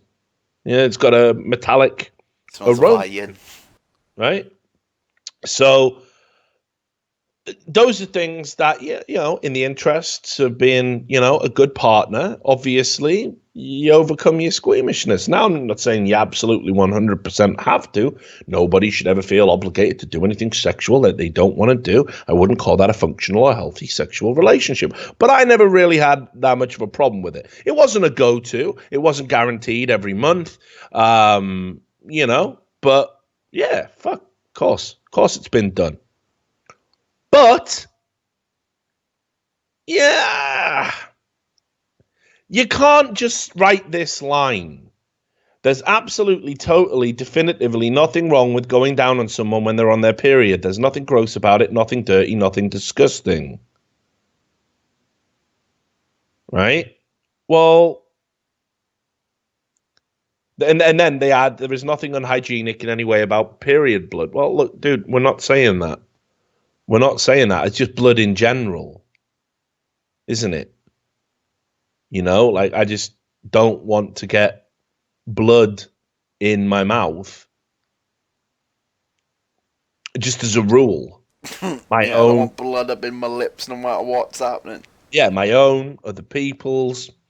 Just not really a fan of having to have blood in my mouth. Just not a fan of it. Like, it doesn't really work for me. And unfortunately, look, you can talk about periods and everything else, normalize it as much as you want, which probably is a good thing, because there are some groups of people who have these like crazy, wacky taboos about it, like, biblical shit, like, oh well, the woman's on a period, she must leave the village and stand in the cornfield for 5 days, and all this. She cannot be in the house with 2 types of animal and whatever, dude. That's ridiculous. Obviously, it's a very just a part of fucking life. You should totally get over it and just be fine with it. But again, I don't think you're ever going to normalize this, because people don't want even the partner's blood, who they love dearly. I think I speak for most people here, don't want period blood in their mouth, blood of any kind in their mouth. You just don't want blood in your mouth. I wouldn't, if my girlfriend said to me, right, like she was into fenestration, and she had like a cut that was bleeding on her hand. She go, stick your tongue in there, get some blood. Nah, darling, come on. I didn't sign up for vampire sex. Like, I didn't know you were mentally ill. Yeah, you know what I mean? If I don't get the diaper thing, you don't get this, So, yeah, but look, they're normalized. Look, we all know all of this shit. They just throw it in here, like having an orgasm can alleviate cramps. Great. Don't have to go get fucking Redbeard, do I? To do that. There's plenty of ways to skin that particular fucking cat. But this is the thing, like, I mean, I think I almost feel that this kind of extreme, feminist nonsense kind of defies parody at this point. Like, do you remember when 4chan started free bleeding? Do you remember that? Free bleeding. Free bleeding. So 4chan started this meme, because they do these things in the same way they did it with the safety pin. They started this. They create a thread on 4chan. Here you go. This is the Know Your Meme entry for it. And what they did is they created this 4chan. They created this thread on 4chan where it was like saying women shouldn't use any feminine hygiene products when they menstruate, and you should just bleed free. Because feminine hygiene products, which are just for a woman's convenience, ultimately, are a symbol of the patriarchy. So free bleeding did exist prior to this. It's got to be said. There's definitely, it definitely has its origins outside of 4chan, but like in 2014 or 2015, whenever it was, 4chan basically pushed into the forefront by saying, let's overhype this and creating fake social media accounts and tweeting about it. So they got like in this, you remember when they did the pissing thing where they made people piss themselves to show support for feminists? So here it is. They started, they got feminists to basically free bleed, and you can see the tweets just jumped up into this huge spike at the height of the 4chan operation in 2014. And they were like, yep, this is free bleeding. You just walk around. And they even had photos of just people with just like no underwear on, just blood running down their legs, like just having a free bleed. And people got behind it. And incredibly, this is reared its head again because there was a yoga instructor. And again, look, you people bleed. It can happen. But she was doing yoga and in white stretch pants during menstruation, and I don't know why this would cause as big a stir as it did, and she bled a little bit on the pants, and people pointed out and were like, "Oh, you're bleeding there a bit," and she's like, "Yeah, and I'm a woman, I bleed. It's messy, it's painful, and it's beautiful, and I have to hide it," and all this stuff, and it's like, listen, just.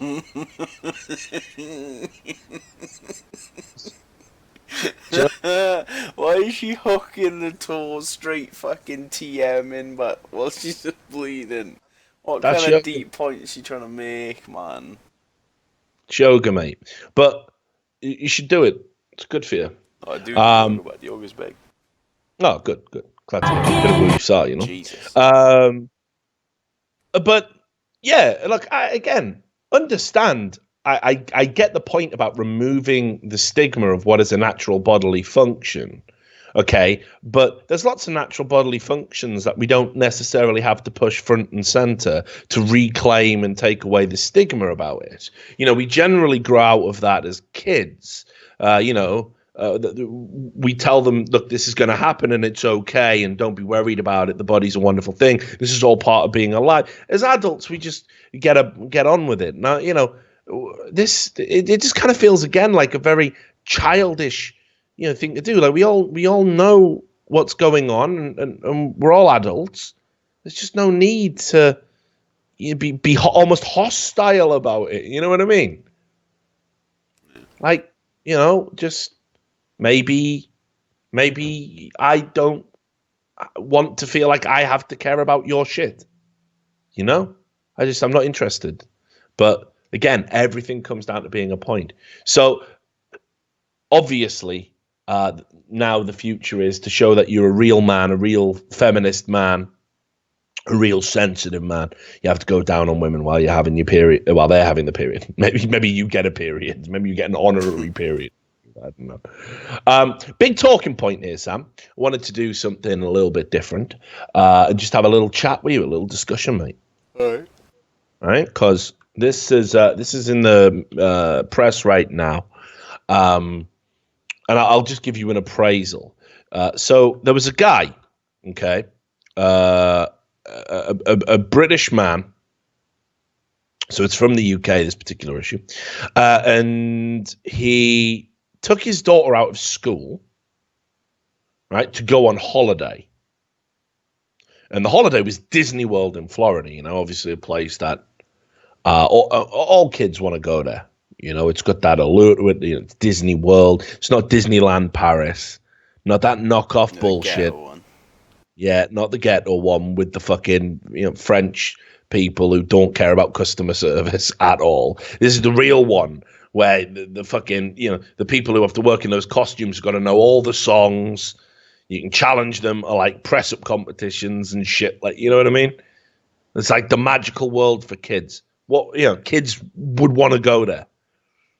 So this guy took his daughter out of school to go to Disney World. And because she wasn't sick, because he was honest about what he was doing, the school objected and went through the local authorities to issue him a fine. Okay. Now, he said, nah, fuck this. This is nonsense. And he took them to court and had it overturned. And then they went around again and had it overturned. But now the Supreme Court, the highest authority, has actually upheld the schools and educational authorities' fine. Just to be clear about this, she missed 7 days of school. And he was fined £120. This was very much a principle thing. It was well within his means. But his daughter's attendance rate was 95% before he took her out, okay, and 90% after, with that week out of school. And the school, the highest the satisfactory level of attendance, right, was 90% to 95%. So he was well within those parameters.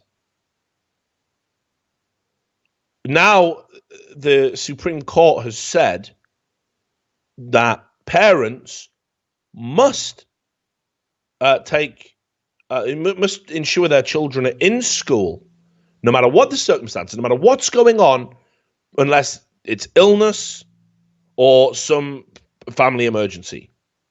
There is no room for being taken out of school to have a holiday or a life-enriching experience.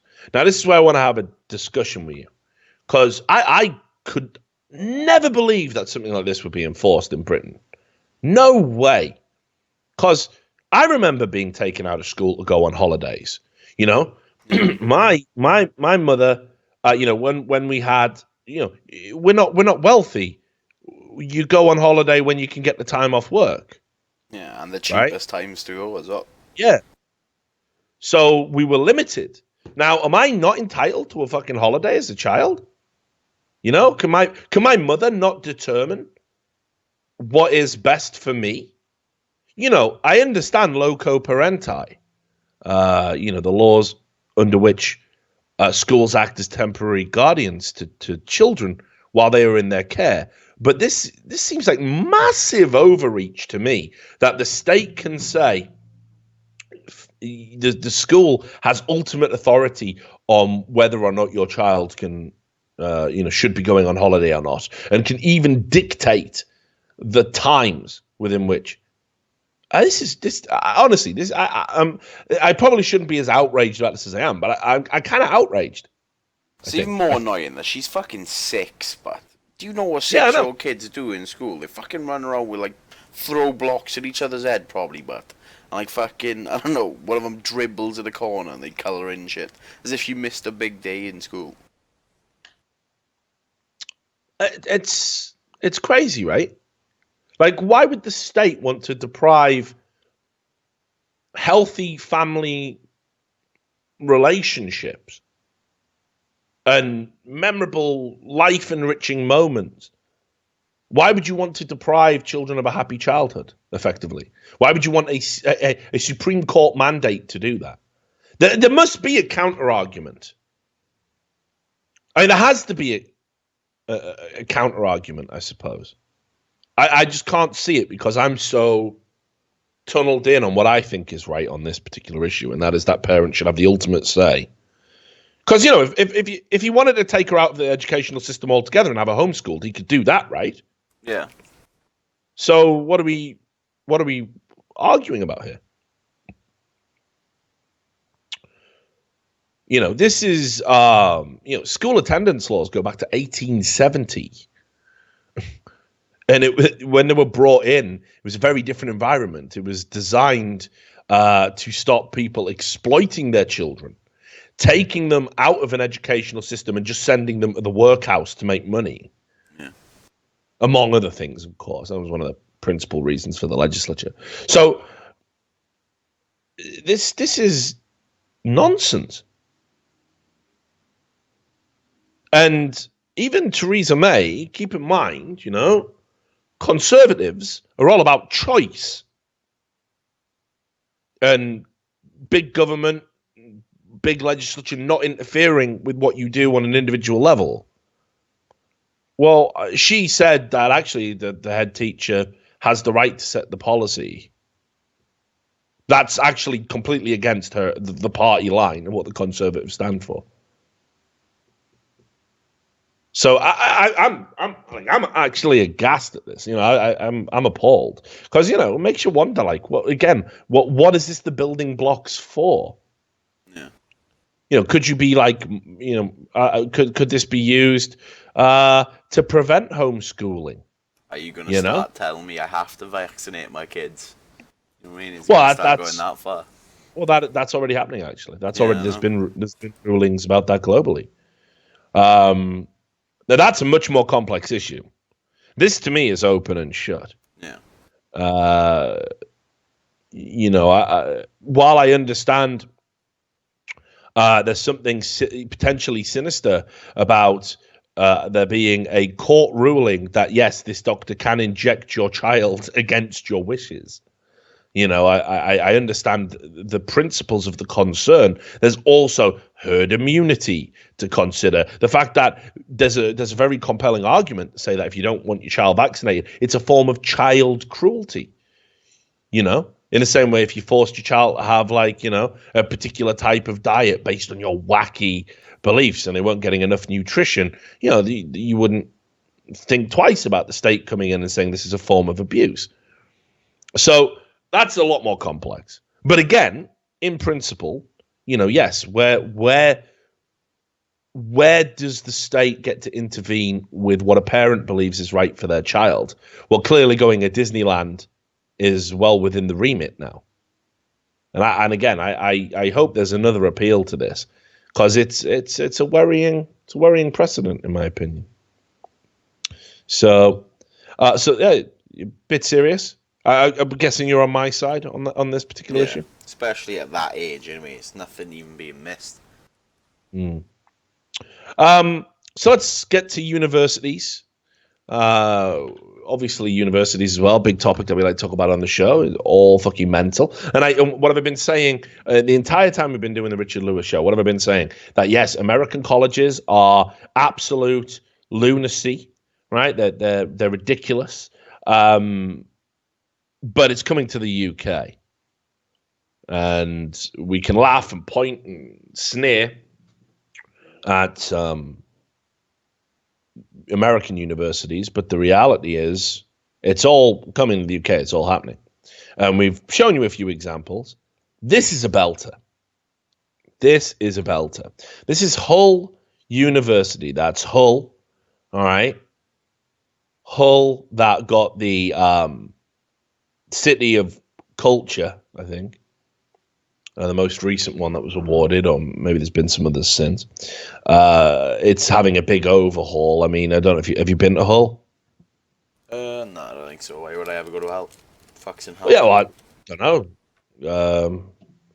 But it's got some incredibly poor regions in there. You know, it's been in and out of like the top 10 or even top 5 at times poorest cities in Britain. You know, it's definitely had some issues, and it's trying to, you know, undergo this kind of transformative cultural overhaul.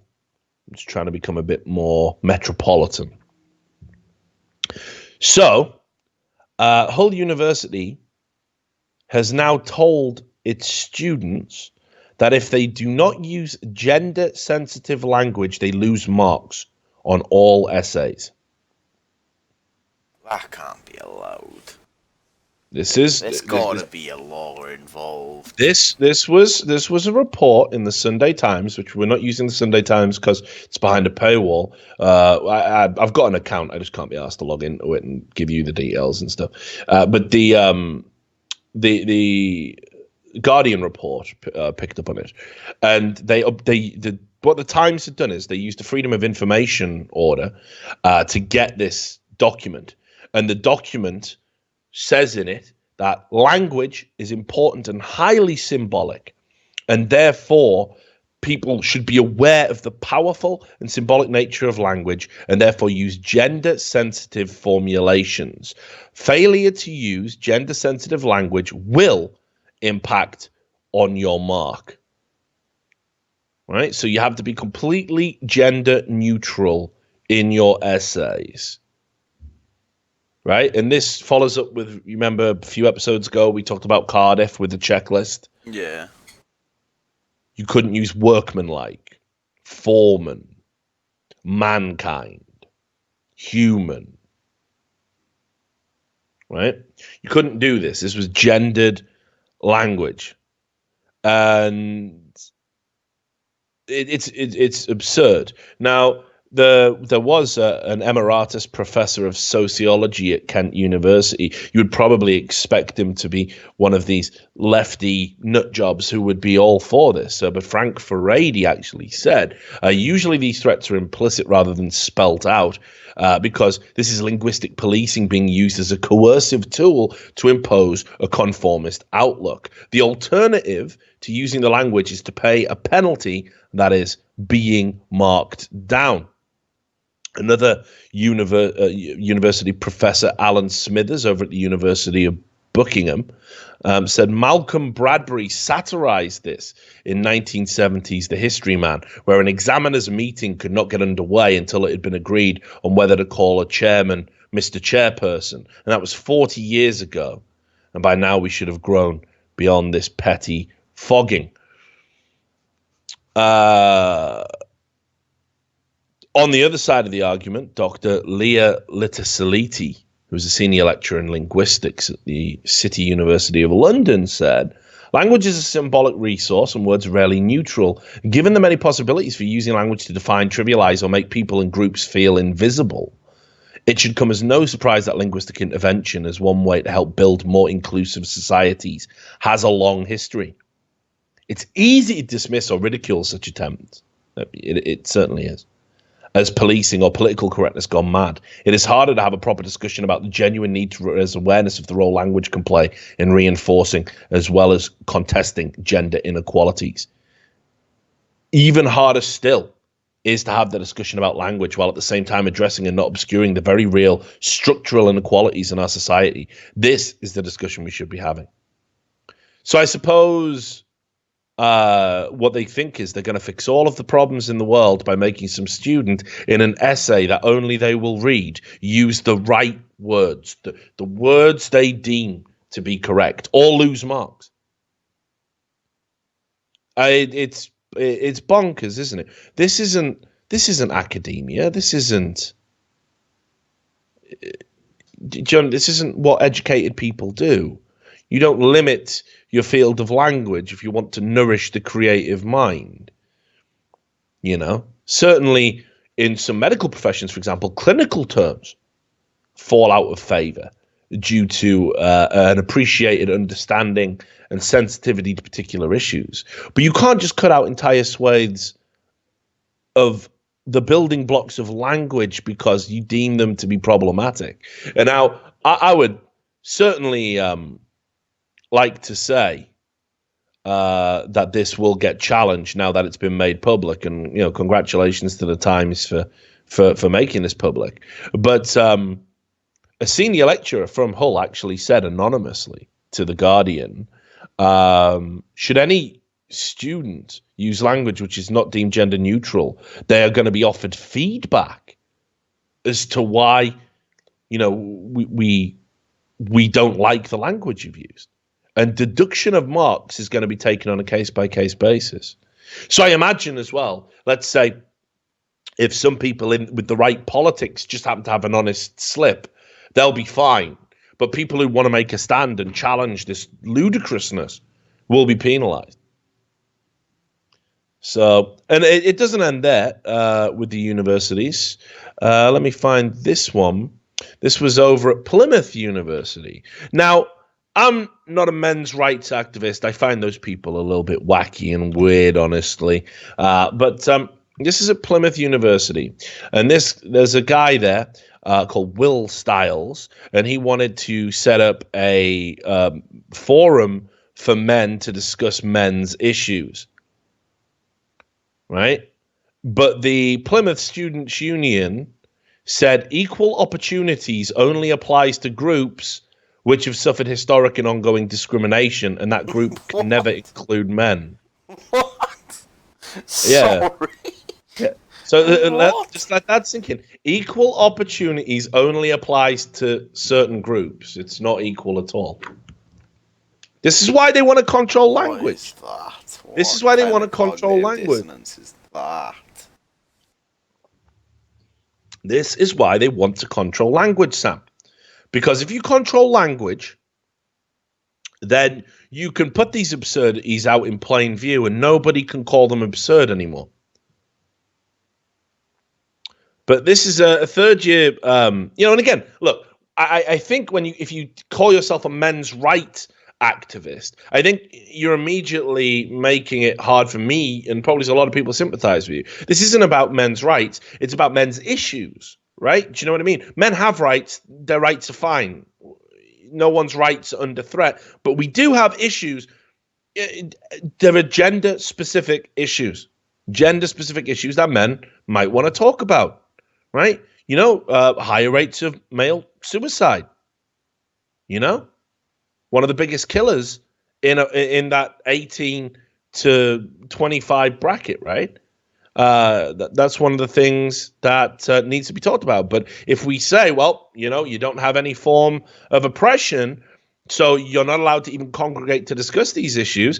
This is pretty much, this is saying we don't care about the issue. We actually don't care if men are killing themselves in disproportionate numbers. We don't care about that. And, I think that, frankly, that's appalling. Men have higher instances of depression. These are all well-established things. But, outside of that, there's other stuff. There was this story was more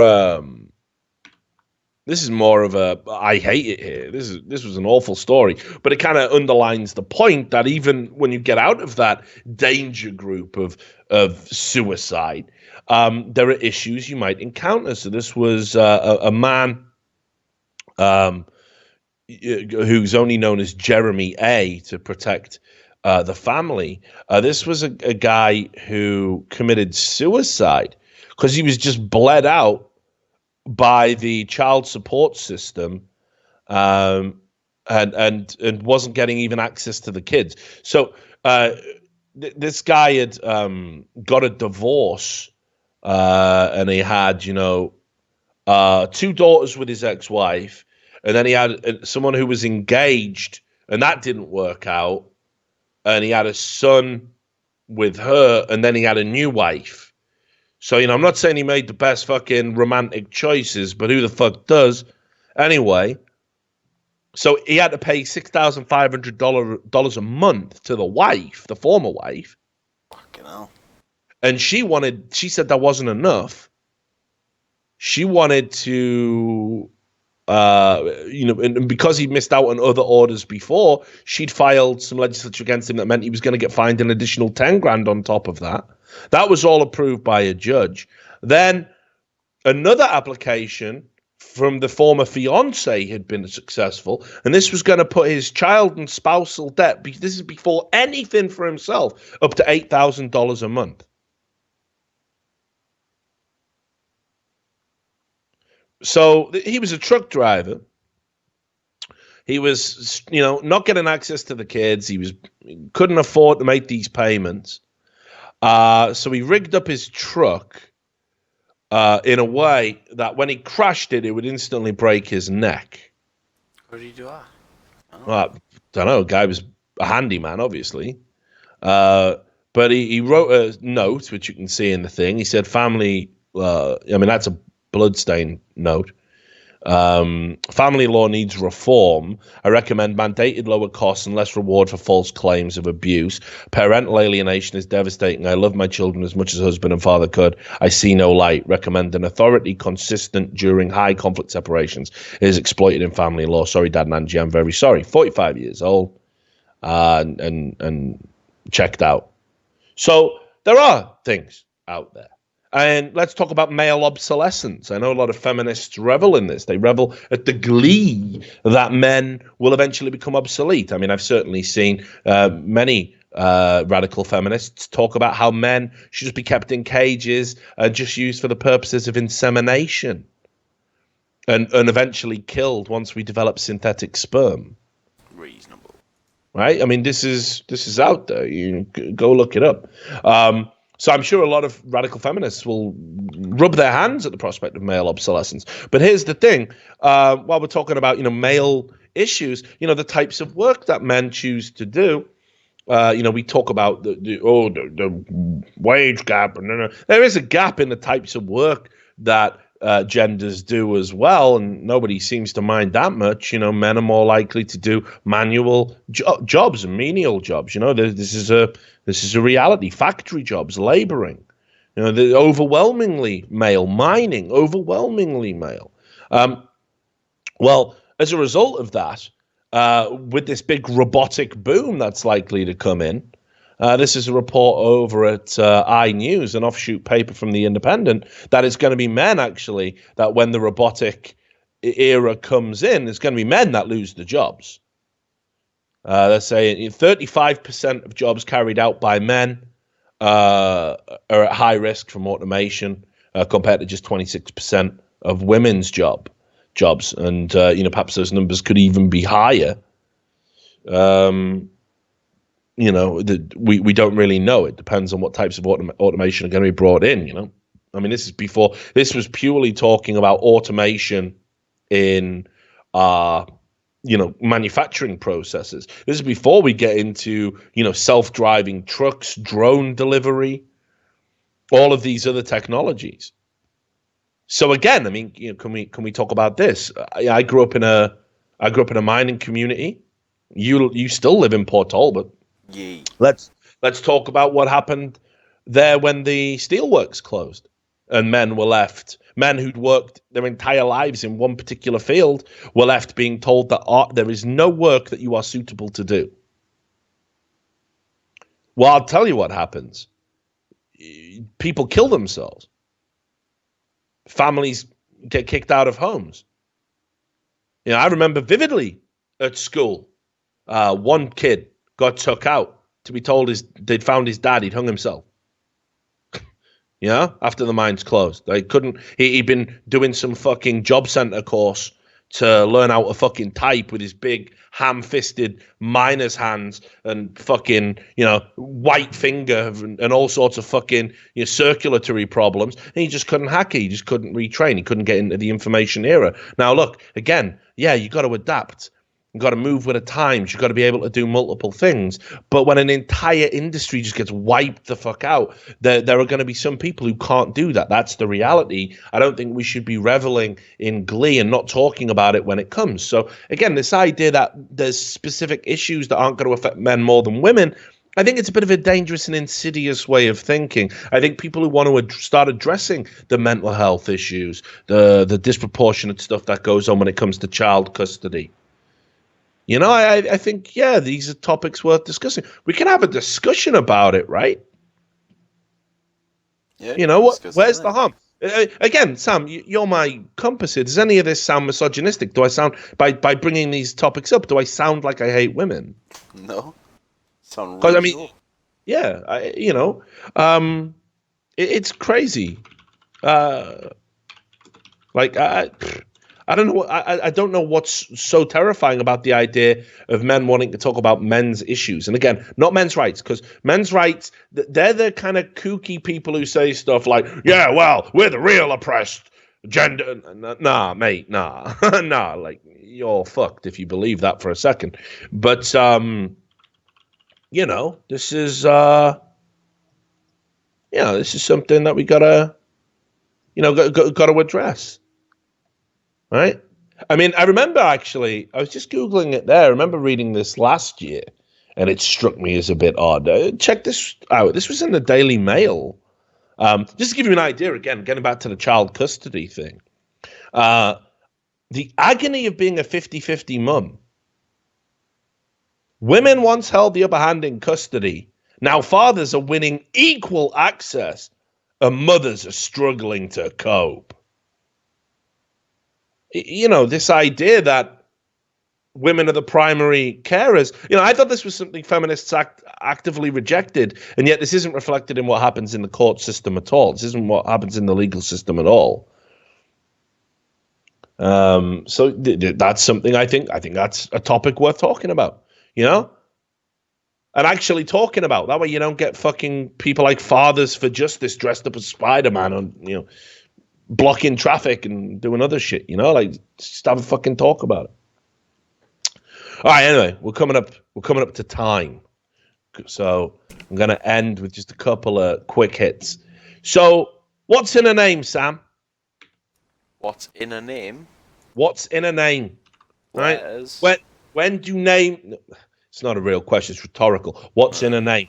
So at what point do names become offensive? Where should the state get involved in names? Now, we know most countries now have a legislature that, you can't pick names that are likely to cause offense to people.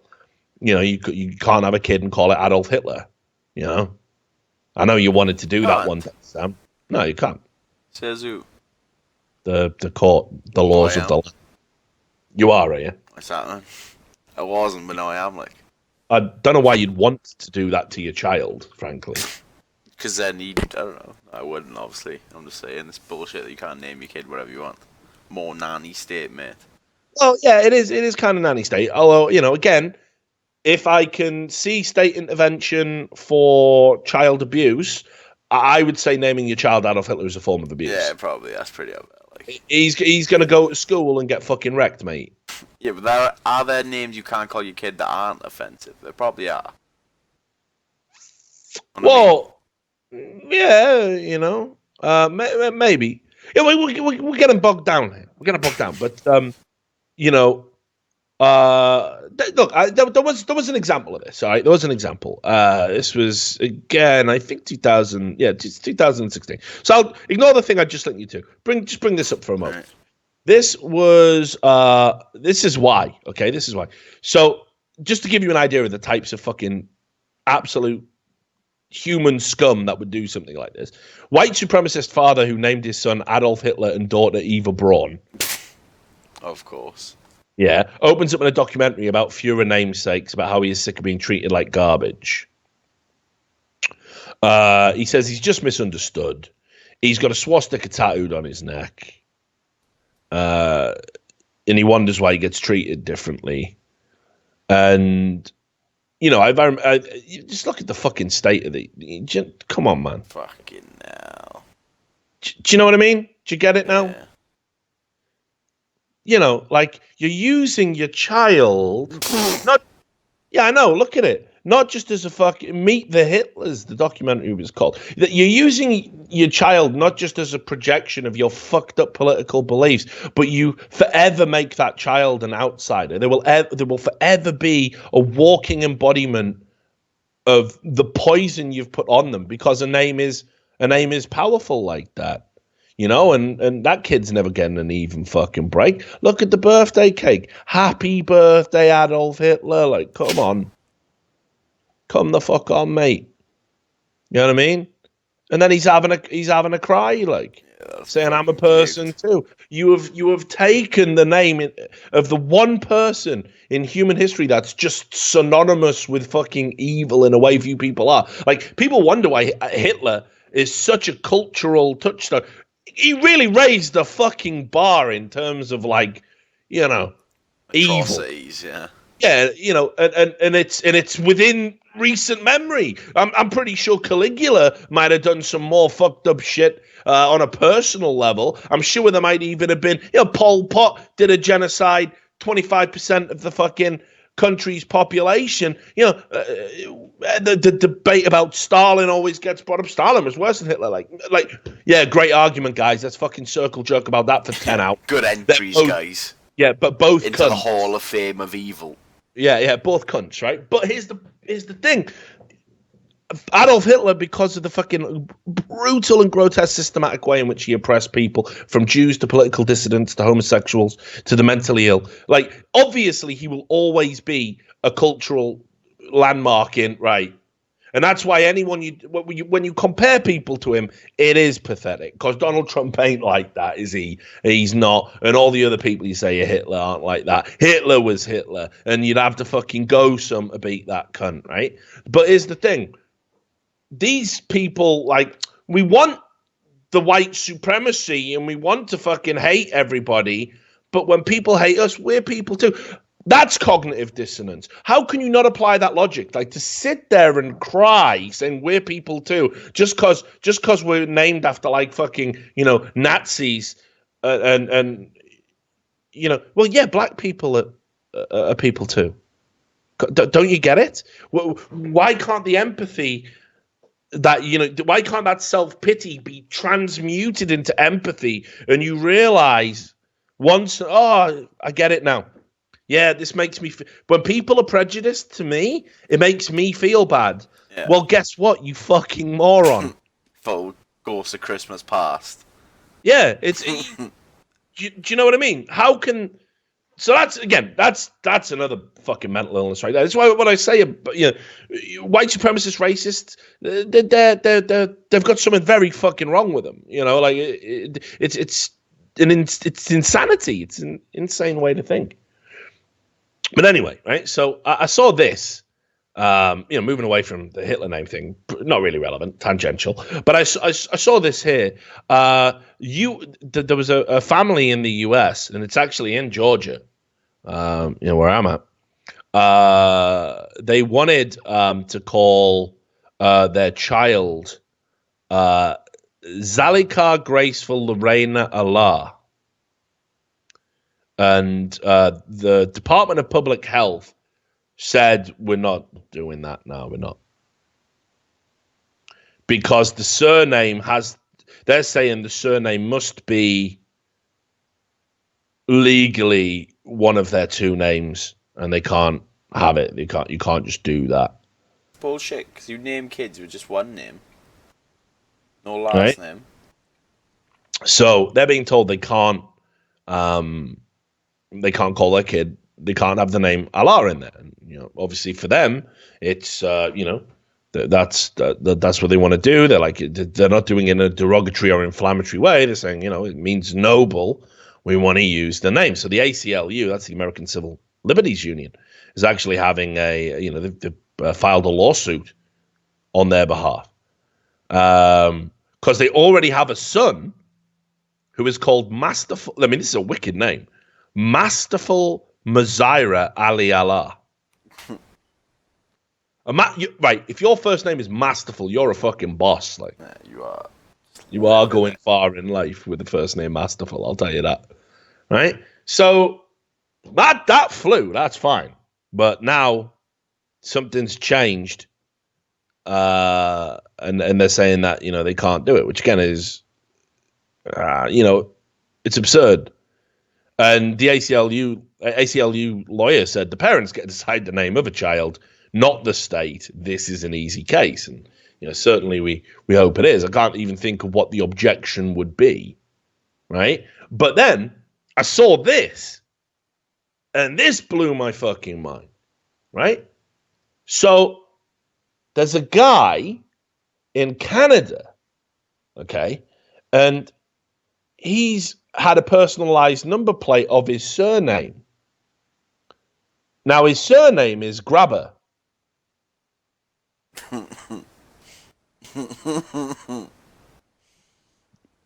His surname as if that's a name. Oh, that's mad, isn't it? Grabber.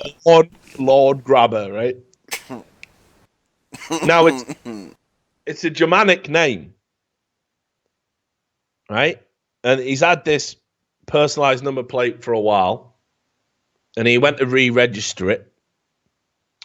And the Department of Transport in Nova Scotia said he can't have the number plate because it can be misinterpreted as a symbol of violence against women. Grabber, like, and his brother Willie Grabber. If you drop Willie Grabber.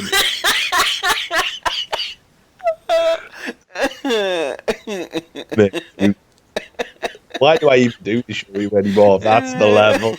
Right? Like, Willie Grabber. But basically, this is obviously.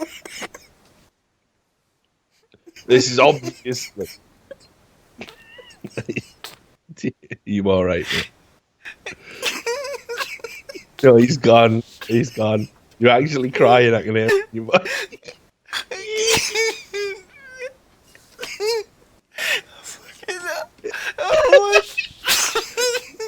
Here's the thing. You're not even laughing at this. You're still laughing at Willie Grabber. You're actually crying with laughter. Straight buckled myself, what? Hey, I'm right now. Back in the room. Oh, good, mate. Good. Willy grabber, mate. Love that new. Oh, yeah, brilliant. Classic banter, mate. Classic banter. So, yeah. So you should be, mate. You should be.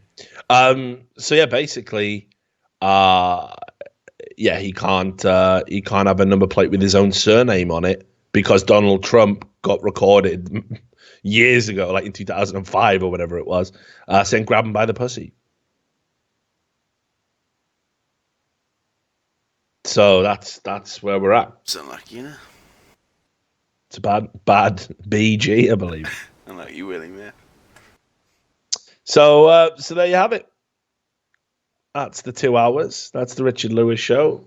We've gone all around the houses. We'll probably have to do some creative editing. But that's it. Okay. So lots of fun. Hope you've enjoyed it. Obviously, we're going to be back. I've got a week off. It's a bye week at E-League, so I can pump out the content. That's what we're going to be doing. We've got guests lined up. I'm going to try and get Harmful Opinions in here and donut operators on standby. So we will throw some guests on the show. And that was lots of fun as always. So thanks a lot for watching. We'll be sure to see you on the next episode. Take care.